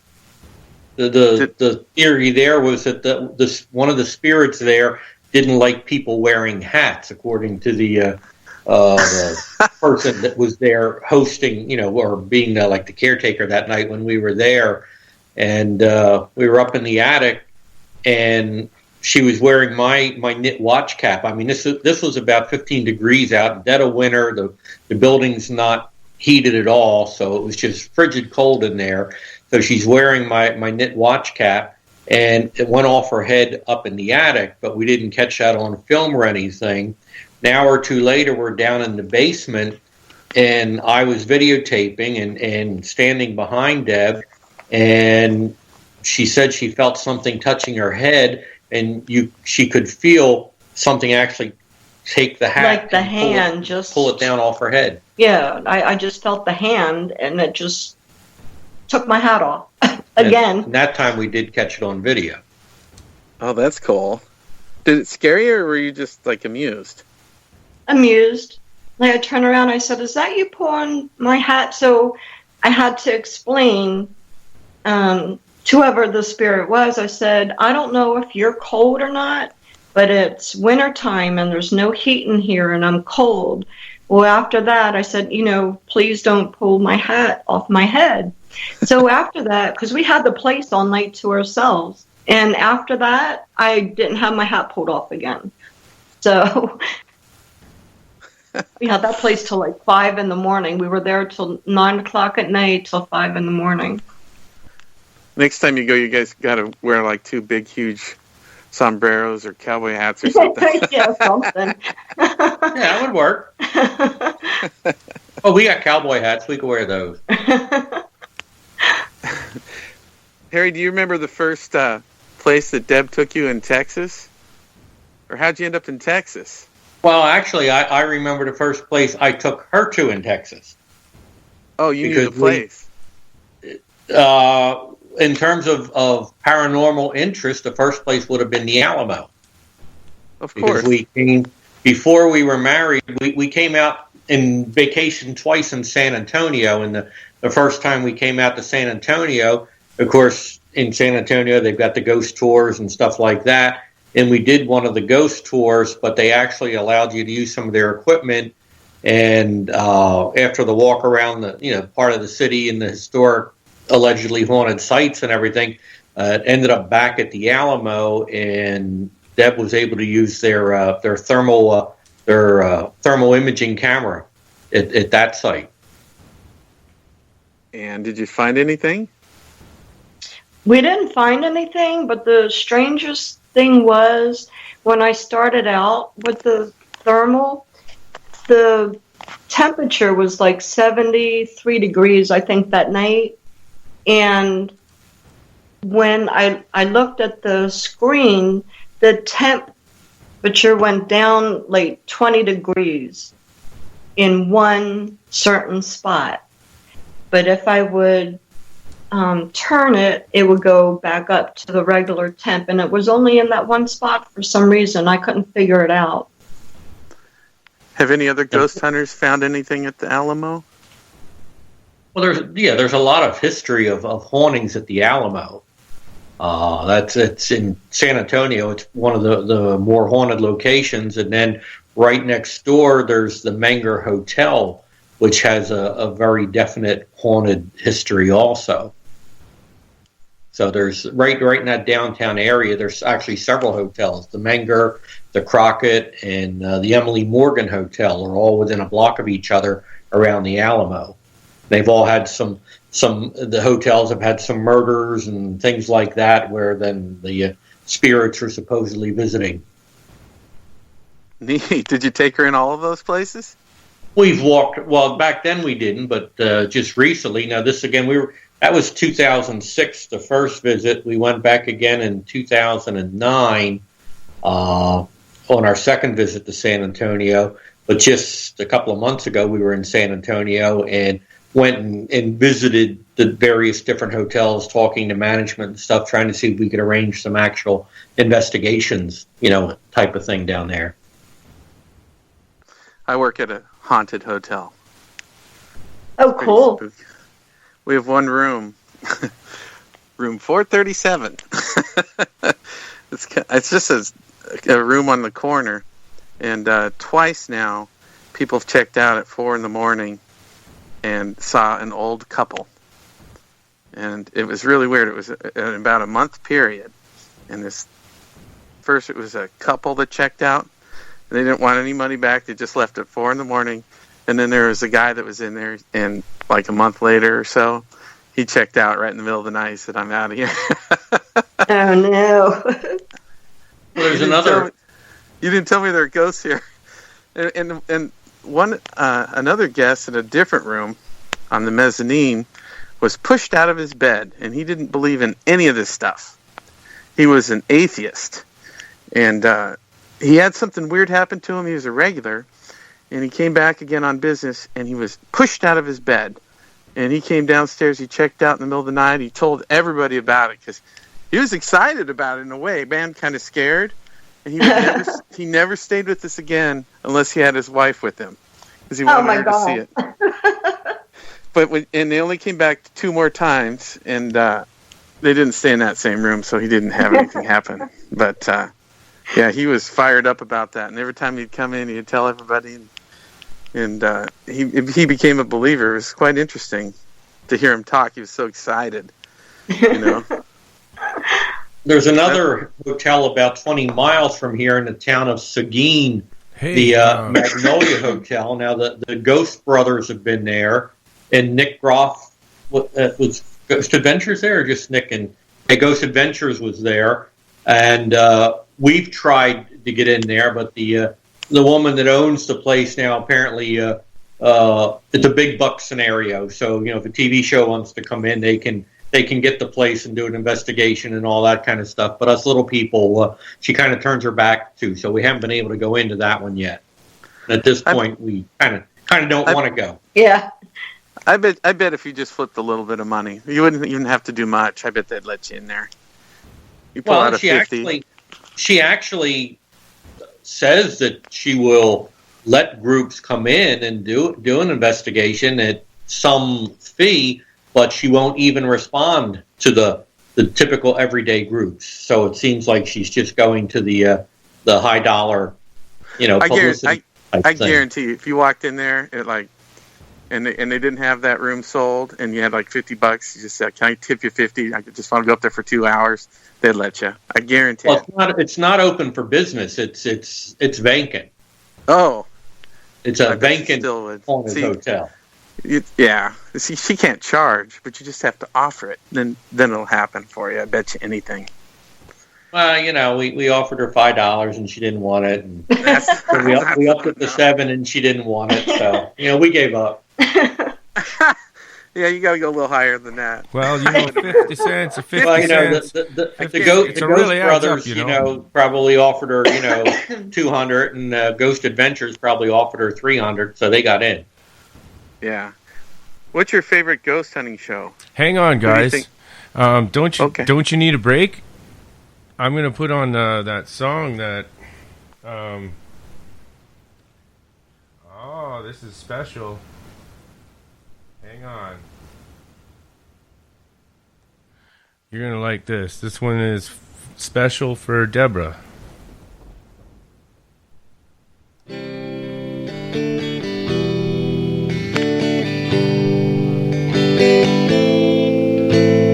Died last night in my dreams, walking the streets of some old ghost town. I tried to believe in God and James Dean, but Hollywood sold out. Saw all of the saints lock up the gates I could not enter. Walked into the flames, called out your name, but there was no answer. And now I know my heart is a ghost town.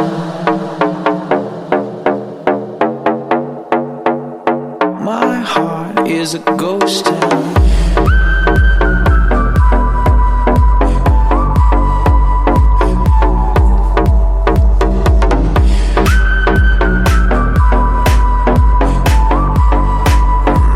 My heart is a ghost town.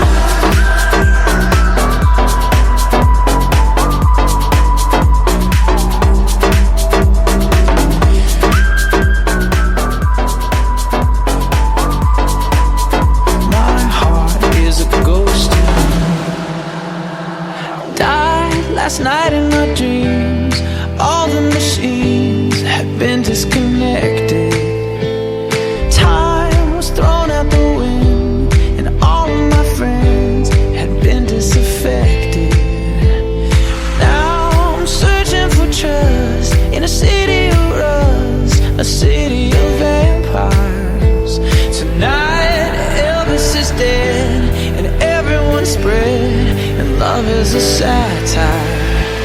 And now I know my heart is a ghost town.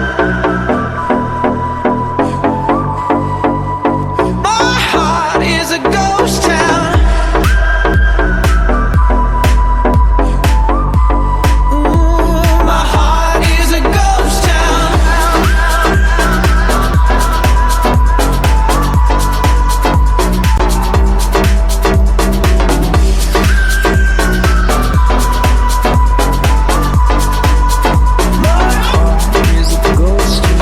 There's no one left in the world, I'm gunslinging.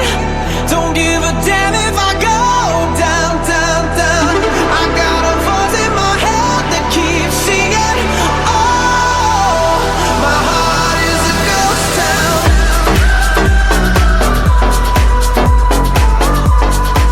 Ooh, my heart is a ghost town.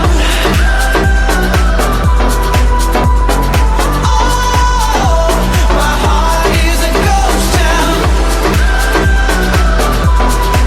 Say my heart is a ghost town.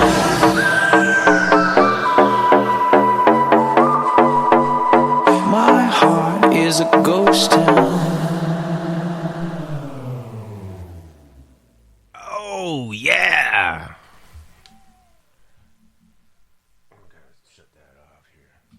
How did you like that? Okay. I've got everyone turned down. We should be all back on again now. Hello? We're here. All right. Yep.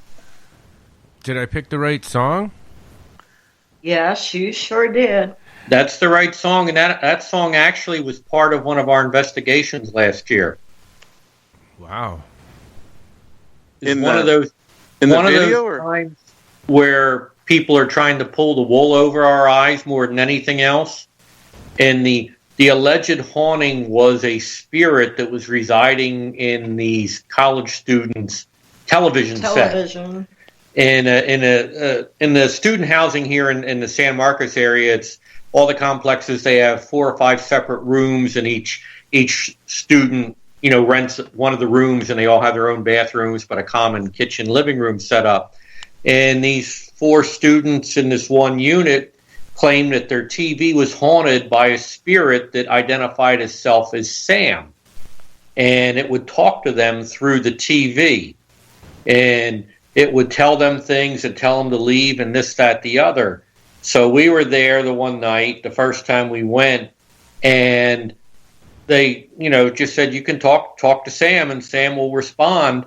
And at this point, we didn't know we were getting, the wool pulled over our eyes, but we would ask it to play certain songs. And Debbie said, play Adam Lambert's Ghost Town. In about 15 seconds, on their Roku attached device, up on the screen on the TV, here's Adam Lambert's Ghost Town playing. But it was all a hoax? It was, as best as we could tell, it was a hoax, because we could then ask it, play Hit the Road Jack, and it would play Hit the Road Jack. And play Michael Jackson. Play It would Michael play Jackson, Michael Jackson. Thriller, and it would play. And it was just responding to request, and we think that the one student that was there was actually doing searches through their smartphone sitting there and, controlling it that way. Because then when we went back a second time, we paid a lot of attention to use of the smartphone or not using it and this, that, the other, and nothing happened, and Sam wouldn't talk to us anymore. Actually, they could have had like Siri or Cortana or one of these artificial intelligence programs, and whenever you say, it would just automatically search and play it. Well, So apparently nobody- even the nobody would Roku even could have do to that, control because it. I did some investigation. I mean, I didn't have a Roku. I didn't know that much about it, but went and talked to some salespeople and the electronics establishments that sell them and stuff like that. And apparently even just the Roku itself, through its app, you could do that. Because it wouldn't show the thing that puzzled us when we're standing there. It wouldn't show like a search screen or anything like that. Like it wouldn't put in Adam Lambert Ghost Town, and then it would come up. It would just all of a sudden start playing the song, and you couldn't tell that a search was performed, on the TV screen. But apparently Roku could do that through its app on the smartphone. So we went back the second time and kind of were a little more vigilant about what was going on in the apartment, and nothing happened. So we think it was all just, it was a couple weeks before Halloween last year, and we think they were just, trying to have a little fun. Yeah, but what if it wasn't, though? What if that, because, you never know. Yeah, you never know. You never until know. You go. That could have been a really smart demon. How were they responding? Were they freaking out, or were they almost laughing? Oh, they acted like they really believed it and it bothered them. They allegedly had the police there twice, talked to the apartment management. They wanted to move to a different unit in the complex. I mean, their whole story had a lot of, credibility to it, but what was going on just kind of seemed a little puzzling. What's your favorite? It seemed a little What's too your favorite? digital, right? Too digital, too mechanicalized. What's your favorite ghost show? Okay, go ahead, Darren. Yeah, I was wondering what your favorite ghost show is on TV. Or do you watch all of them? Which ones? Have you met the people? We met the Kling brothers. Our first time in San Antonio, actually. They happened to be in that Menger Hotel filming Ghost Lab, and they were in the Menger filming some segments there when we happened to be in the bar, of course, having a cocktail, and they were in there in the bar, and so we met them. We met Chip Coffey. We met Chip Coffey. We met Steve Gonzalez and Dave Tango, Bruce Tango. That'd be neat to see a video of you guys chatting it up and telling your experiences. But our favorite, most factual type of show is probably Taps. Yeah, Ghost Hunters. Yeah. I think the funniest show was the Ghost Brothers. Oh, I think the start of this show is going to be even funnier. Apparently, I had some kind of a crappy echo that started occurring. It probably ruined the first, ruined 15 minutes out of the first part of the interview. Sorry about that, guys. I don't know what caused it, but I know I found out how to stop it. So. Okay. Can you still hear us, or is it? Oh no, everything's good now. Apparently, really good. But yeah, there was a shit echo. I'm sorry, man. It is gone now. Maybe is there a ghost in the machine? I don't know. It shouldn't have done that. But I found out, I don't want to go into all the stupid details, but I found out what it was. It was Sam. It doesn't make any logical sense. Sam's over there. Yeah, it doesn't make any logical sense, but I figured out how to stop it anyway. Good. Apologize to everyone listening. Go ahead, Michael. You ask some questions. All right. I was wondering, the cemetery pictures that I noticed in your Facebook. Is there any anomalies because I see a few in there that you've noticed in them yourself, and maybe we could talk a bit about the pictures. Maybe everyone listening could go to their Facebook. Greater Texas Paranormal Society. Yeah, it's pretty easy to find. If you go to Deborah Maxfield's Twitter and go on her home Twitter page, there's a link to it right there. Are these the more recent pictures that were posted? The ones you're looking at? I was looking at the cemetery pictures. Okay, because they were taken in the past couple of months. Yeah, up in the Austin area, most of them, and some of them down here in the more local to San Marcos. Because I noticed the one, it has a picture, you can see there's a house there or a church window that's lit up. And, which one is that? And there's some gravestones around it. but there's something in the foreground and there's something in the background that looks kind of wispy white looking, like plasma, ectoplasm. If you go to the Ghostbusters, they call it ectoplasm. I still call it ectoplasm. I think Mr. Haunted calls it ectoplasm. He's got all kinds of photos with that stuff in it. Yeah, that might been in New Jersey out at Bastow Cemetery. Is it daylight pictures or nighttime? That's a nighttime. Okay, nighttime. That had to be the only cemetery that we did at night was the Revolutionary War Cemetery in Port Republic, outside of Atlantic City. That was a Revolutionary War site, and just all Revolutionary War graves there. Yeah, I can't pull it up right now. Maybe I can. I'll try to find it back, but I think I think Deborah, you know which photo I'm talking about. It's got the picture, it's got a window. I actually posted it with this show as the picture that will go on Spreaker and YouTube and everywhere. It'll post this picture with the show. I picked it out from your it's spooky. Yeah, that would have to be at the Port Republic Cemetery. I didn't even finish looking at it. I used it as a picture to post like 10 minutes before the show, and I noticed all kinds of anomalies in there. We got some activity out there too, somewhat. We got like a name of Steve, but there were some the gravestones were really, really old, where you could hardly make out the names on most of them. But we got the name Steve that night, and there was Steve, and what was the other name?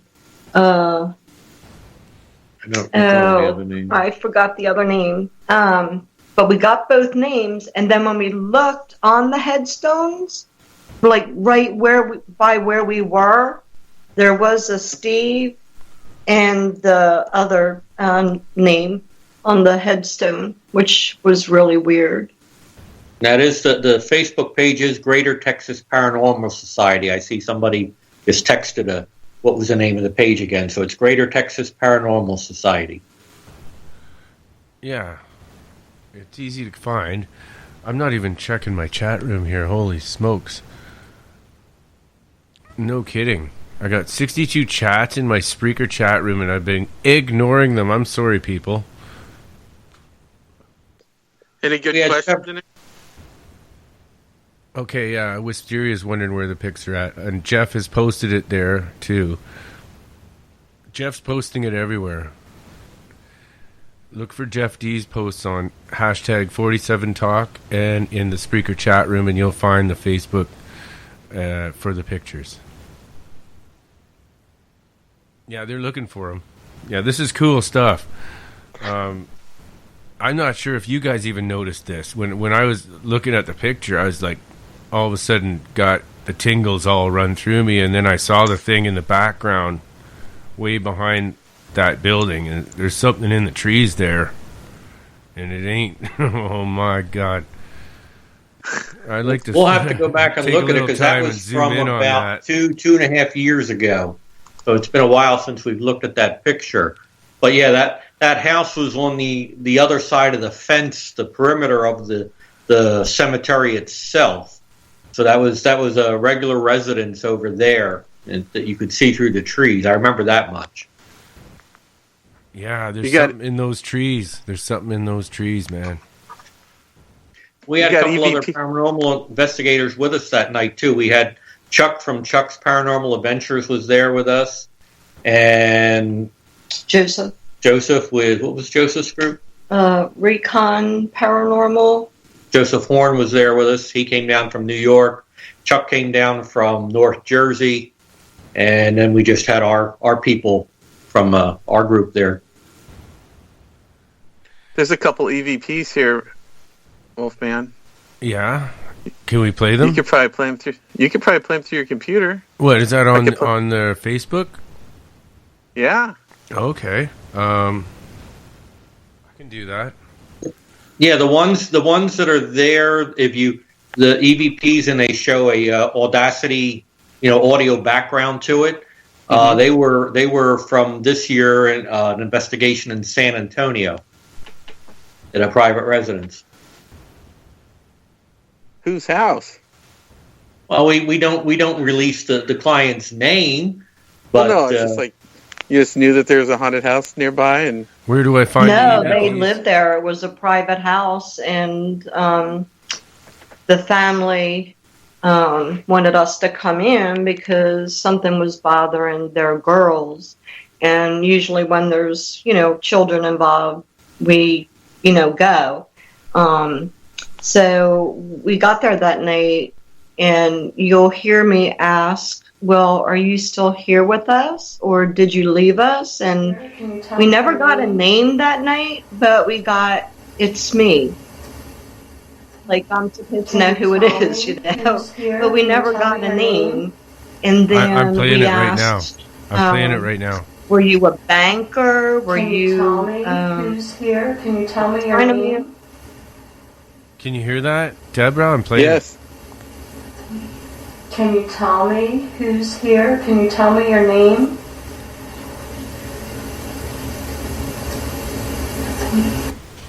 Well, that was one.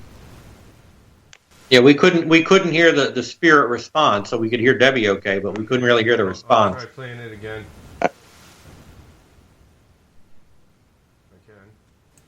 Can you tell me who's here? Can you tell me your name?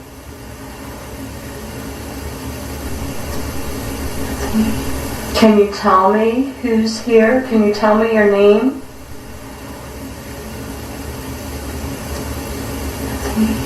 Can you tell me who's here? Can you tell me your name?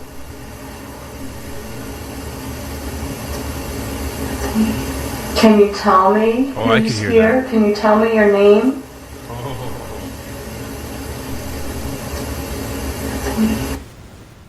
Yeah, we can't hear the response. Now I heard it clearly. It said, "It's me." Yeah, it's me. And then the other one was hi. And then the other one said, well, I never. Well, I never.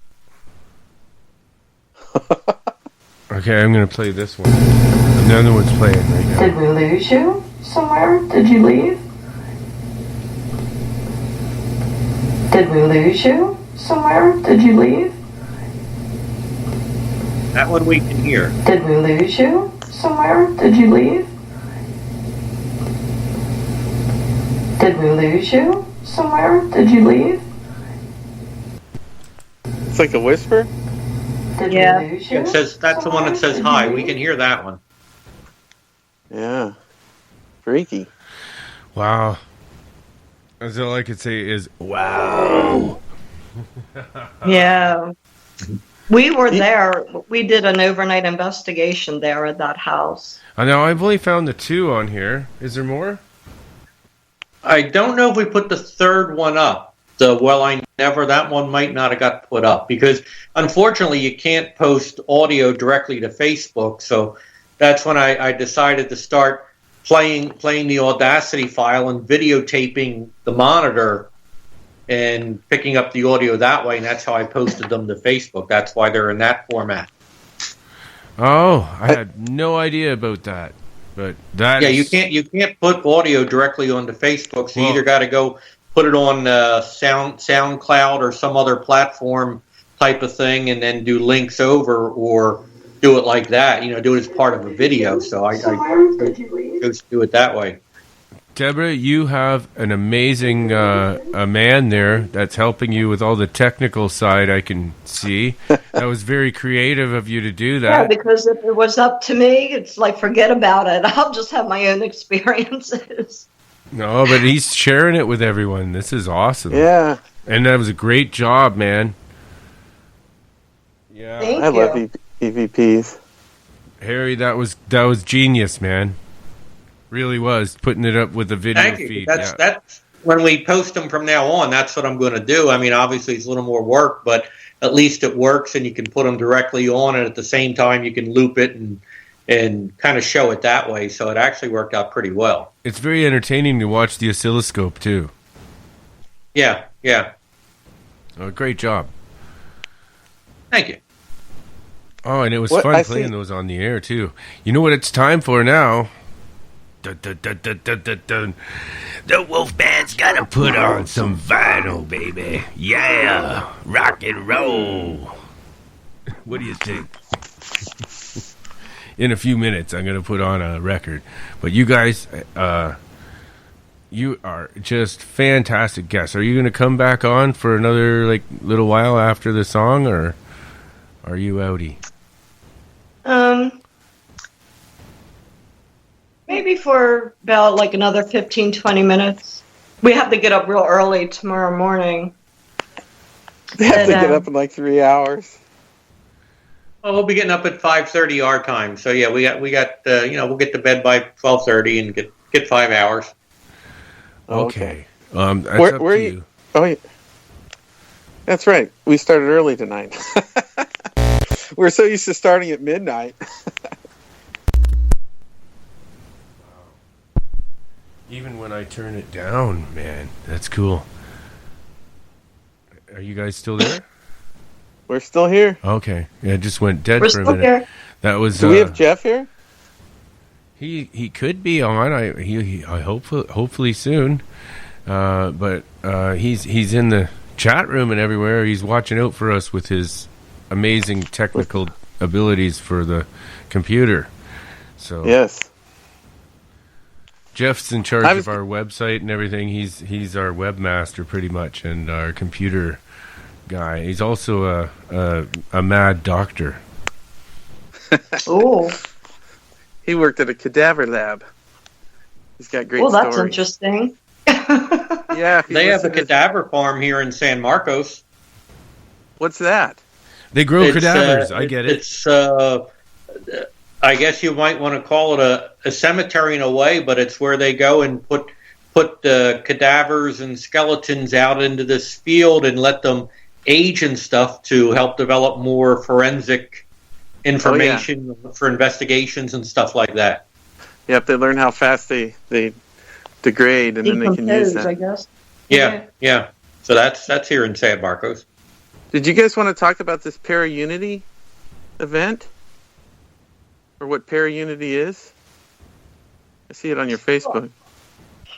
Yeah, well, some people aren't going to like what I'm going to have to say, but to me, Para-Unity is when everyone gets together and works together, okay? Now, in New Jersey, if I had an investigation, and depending on how big the house was or how big the location was, I would put it out there, I need 2 people to go. Is anyone out there from a different team want to help, help us out and come on this investigation? Boom. They would be right there for me. And Mike Dolan was one of them, actually. He's been on 3 of my investigations helping. They were always there. Here in Texas, not so much. They're just for themselves. But if any one of the teams need us to go, we would jump at the chance to go help them, because I'm not like that. So, but here, no, not so much. Why do you think that is? If we're going to be in San Antonio for the day, I'll put on Facebook, Harry and I will be in San Antonio. Does any of the teams want to meet up, or even in Austin or anywhere where we're going that day? And no response from any of them. I wonder why. Are they trying to make money off of what they find or something? I don't know. They more or less just keep to themselves. It's all for them, and they don't want to, I guess, have another team come in to know what they're doing. I don't know. I really can't say. It's always better with more people. Well, exactly. usually. But if I'm on a house investigation and it's only, let's say, some of my group can't go and there's only going to be 3 people, but this is a huge house. Like in Jersey, we did a boarding house that was over, oh God, how many? Over 4,500 square feet. So I'm going to have enough people to cover 3 floors. You understand what I'm saying? So Sure. I'm going to need like 1 or 2 more bodies to come and help investigate. So that's what I'm saying. But, in New Jersey, I always had someone in, to come help me if I needed someone. But here, like I said, not so much. Texas is a little different. On the East Coast. And I really thought that they would be more apt to help you here than New Jersey. But that's not the case. Well, maybe they'll change. You never know. Hopefully. You have to wonder if maybe it could be geographic, too, because in New Jersey, I mean, the whole state's only 200 miles long from north to south. And, Texas is, 1,000 miles wide, something like that? I mean, so everything is spread out so far. Maybe everybody's a little more territorial. That could be. Yeah, that's what I was thinking, too, territorial. But like I said, I mean, if a group in San Antonio needed our help, they could call me. I'd go help them. In the surrounding areas, Yeah. We travel like about 75 miles out of San Marcos to do investigation. So how about in Austin? Have you ever found anything up there? Not so much. I did some history in Austin. Now there is, places. I believe there's pictures on my Facebook page of the different cemeteries and stuff we went to in Austin, but it was very contaminated there. Where there's other places like on 6th Street that aren't there anymore that I looked up. Everything's changed really in Austin. How about in your little town? The private investigation requests are all coming out of San Antonio.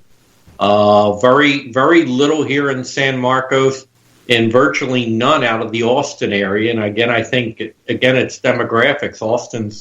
Austin's a whole different type of mentality. Sure. In San Antonio, we'll get 3, 4, 5 investigation requests a month out of San Antonio. So that's what I'm saying. Like, I'm always busy. I kid around with Harry and everybody else that I talk to, because Harry and our date night is an investigation. Nice. So sometimes we don't have time to ourselves, because we're always going here, or we have to meet a client here, or, so. Do you ever cleanse the houses? Yes, That one, the house that we stayed overnight, I cleansed. We went back a second time to do an investigation to make sure, nothing was there, and we didn't get anything in that same house. So they must have moved on. Wolfman Which I'm happy about. I mean, nobody wants to, stick around, if you can go to the other side. I test for decomposition before I eat them. I didn't hear you. No, I test for decomposition before I eat them. Oh. You know what? It's really weird. I can't find the damn picture back that I posted on for this show in your Facebook. I can't find. I find all these other pictures there, but that one that I found, the picture of Debbie? I cannot find it anymore. The picture of Debbie? No, the one with this like darkened cemetery with a. I don't understand. I found one with a prisoner like in a cell, kind of a. What is that? That was the Burlington County Prison Museum. And is that an apparition? No, that was actually something that they had set up or stored for their Halloween event that they would do there. Oh, okay. Either that one or it was from Eastern State Penitentiary in Philadelphia. I mean, I'm not sure what one you're looking at, but we have a bunch of pics from Eastern State on there too. Oh, there's a great picture for you, Darren. If you want to talk with Jeff about like the all those gross things with the cadavers and electrocuting people and giving people the lethal doses. All the dead bodies. Yeah, the electric chair picture. There's a picture there for you, man. We could use for the show right there. We should. You guys should go down by the cadaver area and see if you could pick up anything. Yeah, we should. I don't think you're allowed to trespass there. I wouldn't mind it though. Could you be outside though? Maybe you'll get something. I don't know. Jeff says sometimes their arms lift up and then drop down and stuff, and the body's been dead for days. Yeah, you should That's listen been to known that show. Happen after someone passes away, their body still jerks and twitches. And, the rigor mortis, and the hands fly up. Not days later. This is like a week later, wasn't it? Yeah, I think it was. I It don't was know. like way beyond the time. No way that. Have you, Debbie? Have you ever been scared, or have you ever met a spirit that you didn't like?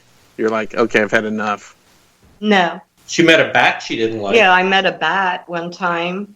That was at lake when I was in the basement, and we're down there pitch black in the this other historical location, and we went downstairs in the basement, and the basement had two sides to it, and I was all the way on the other side, and here come these bats and flying around my head, and I couldn't find those stupid stairs to go up.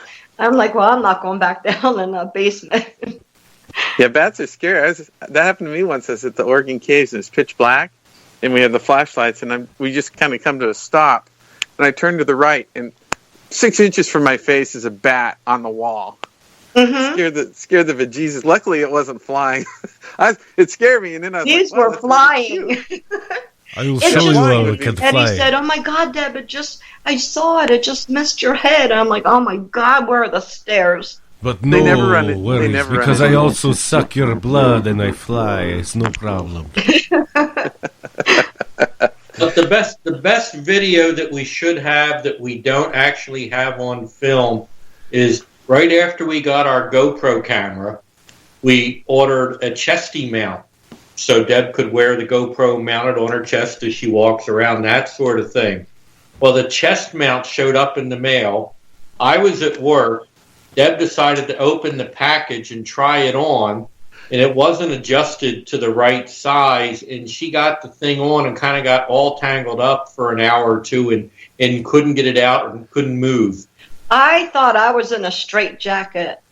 I couldn't. I had the stupid thing on, and here I'm texting Harry at work. I got the harness on. I can't get it off. My arms are all crossed like a straitjacket. I mean, it was so funny. I mean, well, it was really hilarious at the time. Did you get out, or did he have to come rescue you? Huh? Did he have to rescue you, or did you get out of it? Well, no, I finally got out of it. But, Right before I got home. right before he got home. I finally got out of it. So now he puts it on for me. So, I don't have a problem. That's great.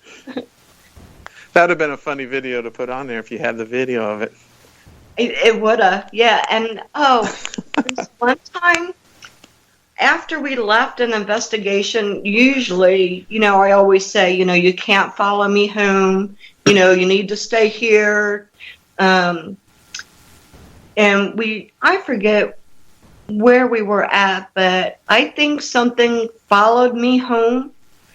This was in New Jersey, and we had these blinds. Now, we lived in this place for 8 years. Never had a problem with the blinds. I'm sitting on the couch, I'm watching TV, and all of a sudden, one of the blinds fell. Usually, if they fall straight down. This one didn't. This one came at me and then curled up, and I wasn't even near the blinds. Like, I was near it, but I was, 4 or 5 feet away from the blinds, sitting on the couch. It came down, came at me, and then curled up and laid on the floor. There's a slap on vertical blinds on a sliding door. These things never came down before, ever, after 8 years of living there. Never came down. But for one to fly towards me, and I had to duck. Right, it didn't go straight down. It wasn't frightening, But I'm like, what the heck? Like, Did you think immediately ghost, or and did you do a cleansing? something else happened, so I can't say it was a spirit or something. But then I started thinking, well, maybe something did follow me home. So if other things started happening, maybe, it did. But it didn't. But it just, like, surprised me that I just picked it up and put it back on, But it never came down again. Ever. That happened at our hotel. Our night porter was delivering the night audits. We used to deliver them under the rooms at like 3 a.m. And one of the rooms, number 310, the plaque on the wall didn't just fall straight down. It fell off the wall and into the wall on the other side, right in front of him. Hit the wall on the other side and then bounced back on the floor. And so he didn't want to do it. And he was staring at the sign when he did it the next night, staring at it, like going around it pretty far because he didn't want, he's really freaked out. It fell off the wall again. This time it came straight down, didn't go straight across. And after that, he just paid someone to do that floor from then on out. Nothing ever. But 2 nights in a row. Now, see, I wouldn't have got scared about that. I would have, I don't know. Well, is the nail up there okay? Like, you always, like, have to check stuff. Yeah, he was scared. He was scared to death. He didn't even want to do bells on that floor after that. It's like he'd have us do them. He would stay off of 3 altogether. Well, at least he didn't quit, right? No, he got fired later, but he didn't quit. Oh, okay. Anyways, I think I'm out of questions. Are you? Do you have any? Holy. Yeah. That's amazing. I know. I might have to. Anyway, I got this picture. I'm gonna post it on hashtag 47talk in a second here. I would like to thank my guests for coming on. I know you guys are getting tired. We really appreciated it, and I hope you come on again sometime when you have more time. And you're always welcome on the Monster Castle Paranormal. Everybody loved you, I think. Oh, thanks for having us. I really enjoyed it. Thanks. You just made us feel comfortable. Well, it's like home here. This is like paranormal home. You're always welcome here, and I'll give my blessings, and I'm gonna throw some spells out to protect you guys on your journeys. Thank you very much. Para-unity. Yeah, I didn't tell you too much. You got that right. You don't know too much about me yet, but you will. You'll have a good weekend. All right, you guys. You have a good night. Thank you. Thanks. Bye-bye. That was wonderful. Thank you. Nice meeting you. Nice meeting you, both of you. Thank you. Bye-bye. That was wonderful. Bye. That was wonderful, eh, Darren? I liked it. That was fun. I really liked it. I wish I didn't wreck it with that echo. And what I was doing was actually monitoring what was going on. And I'm supposed to be able to do that. But I guess it causes echo somehow. I don't understand how, but I guess I won't do that again. How bad is it? Is it like we can't even hear it? I have no idea. But it was 15 minutes of echo. And you live and learn. You move on, you get better. That's what my mom says. That's what my girlfriend said. The same thing to me. So I'm going to play this awesome record right now. And this is Nazareth. This is going to be really good.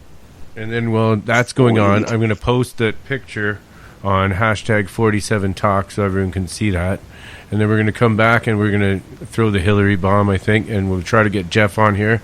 And we'll be back in a little while on Monster Castle Paranormal. Thanks for listening, everybody. We will be right back. Yeah. So rock and roll. Yeah, baby.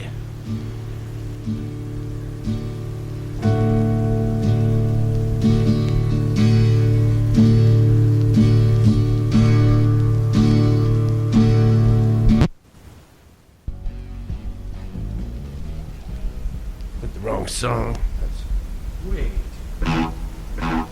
Ah, yes, this is it.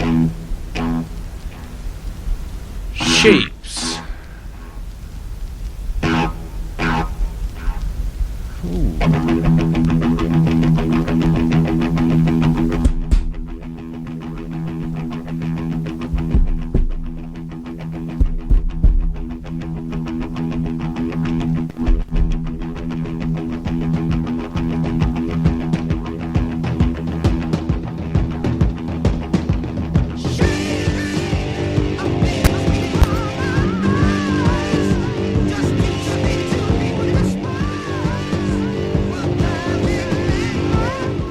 That's no good at all. I don't know what's going on with my thing. Oh man, that sucked. I'll put something else on. It definitely wasn't working properly. Think it's the vinyl? I don't know. It's something. I really don't know what. Hang on. I could try it again. Sometimes if I hammer the fucking thing.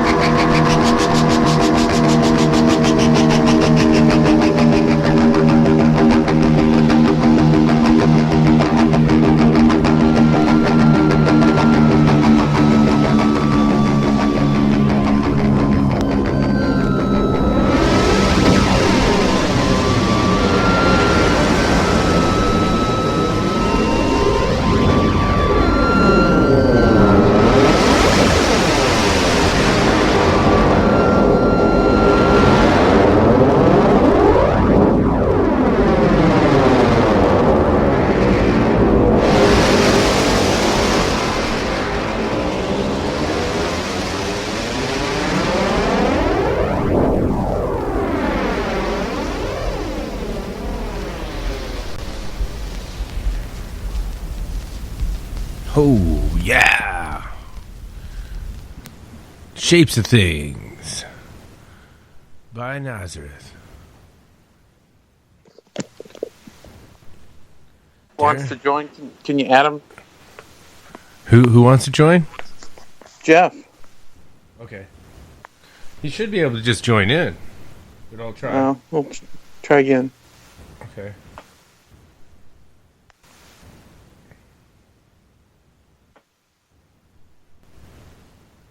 There you go, man. There you go. What? Oh, man. It's doing that. Okay, you know what? I'll put on my other computer, and then we'll join them that way on the other line. Give it a shot. Let's try out your new computer or your old one. It'll work. I just got to do a couple adjustments here. I'll talk amongst yourselves. Oh, yeah, it's just you. You want me to read this article? Oh, definitely. Read the article.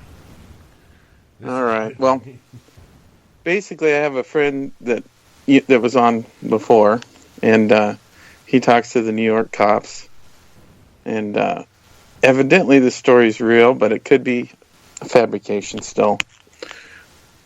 I could just read the thing if you want. New York Police Department, or is that boring? You want No. Go ahead. Paraphrase? This is perfect. Keep going. Okay. New York Police Department detectives have uncovered evidence of a child sex ring on Anthony Weiner's laptop that they said could put away Hillary Clinton for life. According to NYPD sources, and I'm just going to paraphrase here. Basically, I think it's the police chief, and they found all the stuff on Weiner's laptop under life insurance. It was a life insurance policy, life insurance file. Yeah. And I guess it was Huma Abedin's life insurance file. And there was way more emails, 500,000 emails. Jeff, and they are you said there? that basically they told the FBI that if they don't release this, that they will. And so they're giving them a few days, I guess. But I guess NYPD sources said these new emails include evidence linking Clinton herself and associates to money laundering, child exploitation, sex crimes with minors, perjury, pay-to-play through, the Clinton Foundation, obstruction of justice, and other felony crimes.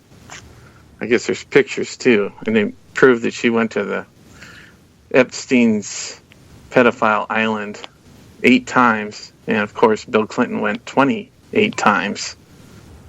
And they're just waiting for the FBI to drop this. I don't know if the police are going to wait until the FBI finally comes out with it, or if this isn't real. But I was told, I have 2 different friends that know police officers in New York that I've talked to. And they said it's true. I don't want to talk politics either, but she is a monster, so she's going to have to fit into this show somehow. That is definitely being a monster. Listen to this. The NYPD chief said, according to this, what's in the emails is staggering, and as a father, it turned my stomach. There's not going to be any Houdini-like escapes from what we found. We have copies of everything. We will ship them into WikiLeaks, or I will personally hold my own press conference if it comes to that. So, and they're really pressuring the police, and they're getting pissed off. They don't mess with the police of New York. So, I guess that's what's going on. I just want to bonk until her head splits open like a watermelon. Give it to her. I didn't hear it. Okay, well, you won't hear it, but it went out there. All right. Is Jeff here? Can you hear me? Yeah. All right. How'd you like the interview? Well, I actually like your haunted hotel stories. Yeah. That's good. I'm not sure how many you can tell. I'm sure some of them might be, violating someone's privacy. maybe. As long as you don't give I don't out know. any names. Right. We're not giving the name of the hotel either. Or I didn't anything. give any names, did I? I hope I didn't. No, and we're No. not even. No, we're not even divulging the name of the hotel. I wouldn't say that, or the town it's in. Even Yeah. nobody has to know that either. It's an old hotel. It's 102 years old, so. Oh, wow.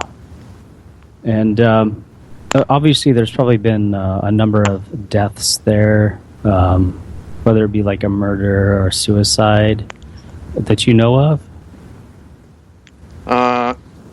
There were all sorts of things. Since I've been there, there's only been a couple deaths. Only a couple? Wow. But they were natural causes. President Harding got stabbed in our hotel by one of his mistresses. So, yeah. Wow. He ended up... That's the scuttlebutt, anyways. We have a huge history file. It's pretty cool. So many really? old pictures. It's just full of stuff. You would think that, you might have some sort of like museum or like history room dedicated to the hotel itself. Oh, do you? Yeah, there's books. There's a book. We used to have a book in every room, but we have books to check out. And then there's a whole history book on it. And then there's a whole section of the lobby that has history. Hey, do you ever watch American Horror Story? Are you familiar with that? I only saw the one episode with the circus people, the two-headed lady. No, I saw that. The latest, season, but I haven't watched it since. The latest one was was actually a hotel that was built, like 100 years ago, or maybe not 100, but built in like the 40s or 50s, and it had a bunch of like secret passageways, and basically the way it was designed was to get rid of the bodies, because they would like kill these bodies like, I don't know, 3 or 4 a week, and they had all these chutes that they would just drop them down, and they end up in Shanghai them out of there. Yeah, and so there would be no traces of them. And anyway, Lady Gaga actually played the one of the characters in it, which at first I didn't realize, but she looks really familiar, and she's actually a really decent actress. I was really impressed with her.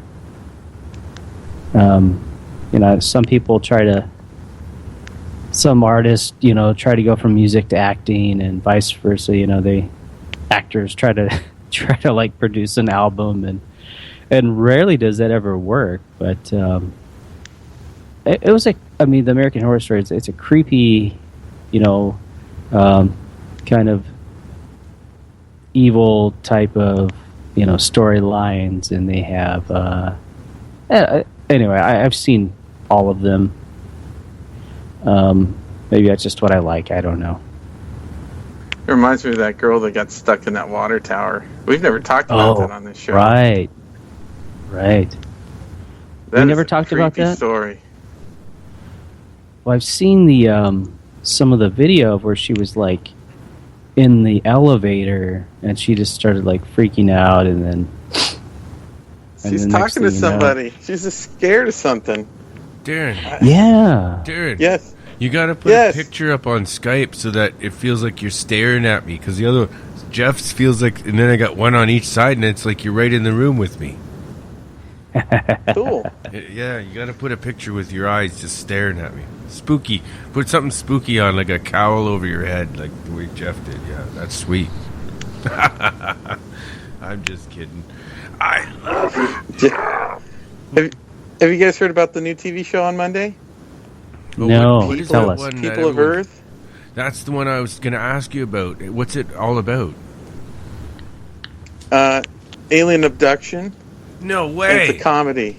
Yes. Oh, no. They use real abductees, too, for the actors. Oh, real abductees? Yeah, that's what I heard. And oh, my God. But it's a the comedy. Actors, like when they're around they have a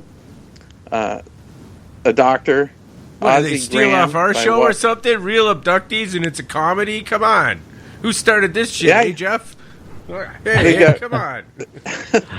They've got they got like the Nordics, and they got the reptilians, and I guess what the show's about is the psychologist, of course, thinks that they're crazy, but then he gets abducted himself. I got a story. I got a story, but I got to look it up here, and I'm gonna tell it with some sound effects on in a second. So what's the first, I guess, type of alien that you like remember seeing or hearing about? Myself? Just curious, taking a My mom survey. Okay, for me, it would have to be. All I can remember is spaceships, like the weird ships and the orbs. So an alien to me is more like an orb, like a creature of energy, like could probably take any shape. Like a non-corporeal, like energy being, yeah. Okay. What about you, Darren?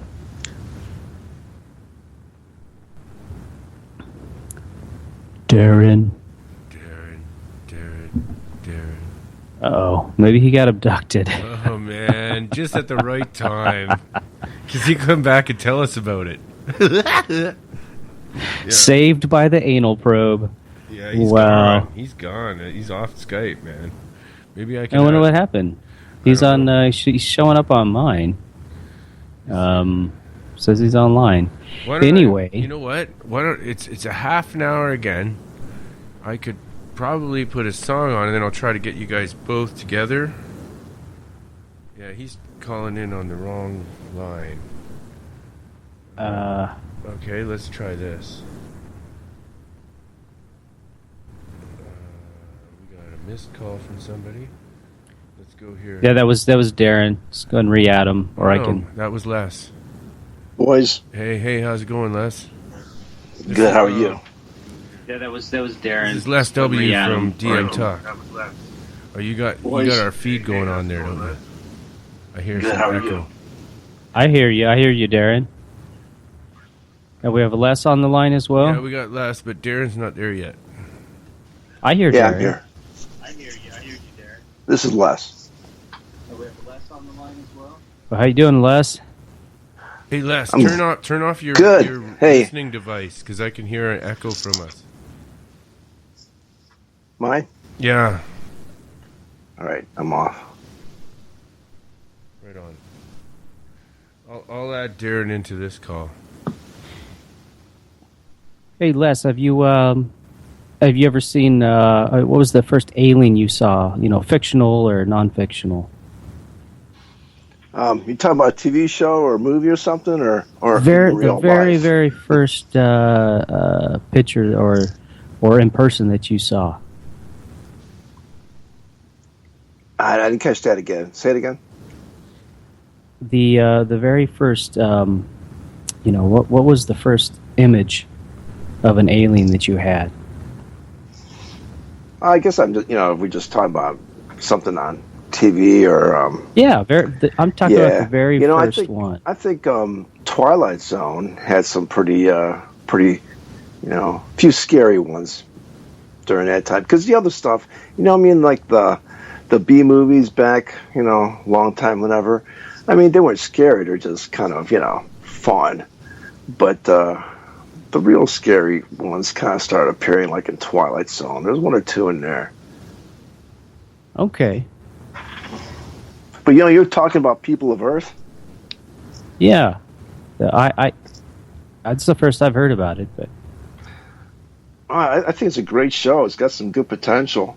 I mean, it's a comedy, right? But but the main thing, that the funniest part of the show, I think, is any of the scenes that are up in the spaceship or the mothership, whatever, and they have, the three guys, the gray, the blonde, and the reptilian.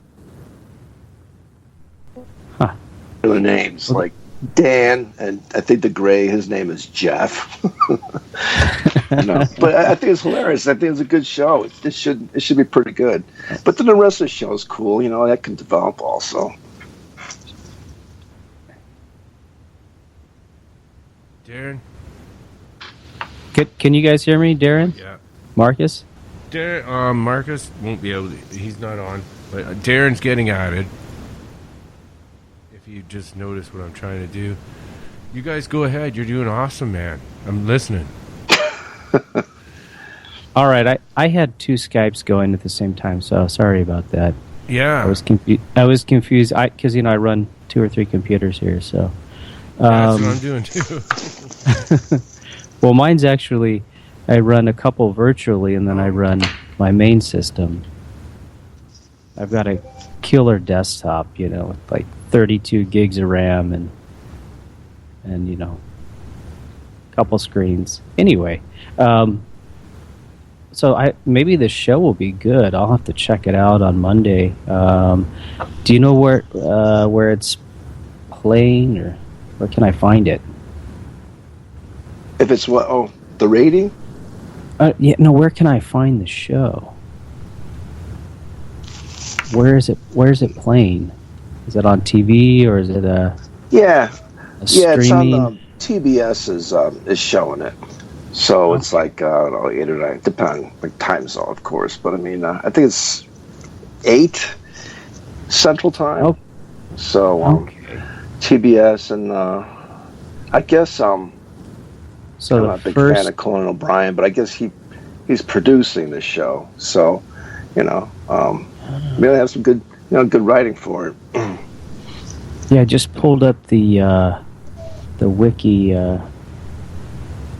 pedia of this. So the pilot just aired on Halloween. All right. David Jenkins. Yeah, they showed 2 episodes on Halloween. Back to back, kind of get their feet wet, get them and started. then probably every Monday after that. Yeah, that's what it looks like. Actually, they're showing. Looks like they're supposed to show 2 in December, and then I think they're going to play one also on the 28th of this month. So it doesn't look like they're skipping any time. That'd be good. I'll have to check it out.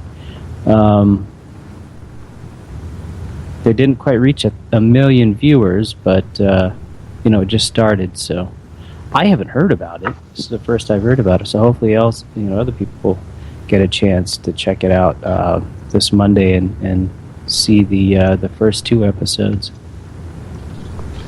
Yeah, it's kind of fun. I mean, if with the paranormal crowd, it could go either way, because a lot of people are pretty serious, or if they've had experiences, they might not think it's funny. I don't know, but well, there's the believability factor, and sometimes fiction can be believable, and it's when they take it too far where it's just like, no, that couldn't happen, not even in a fictional, and hopefully it takes off.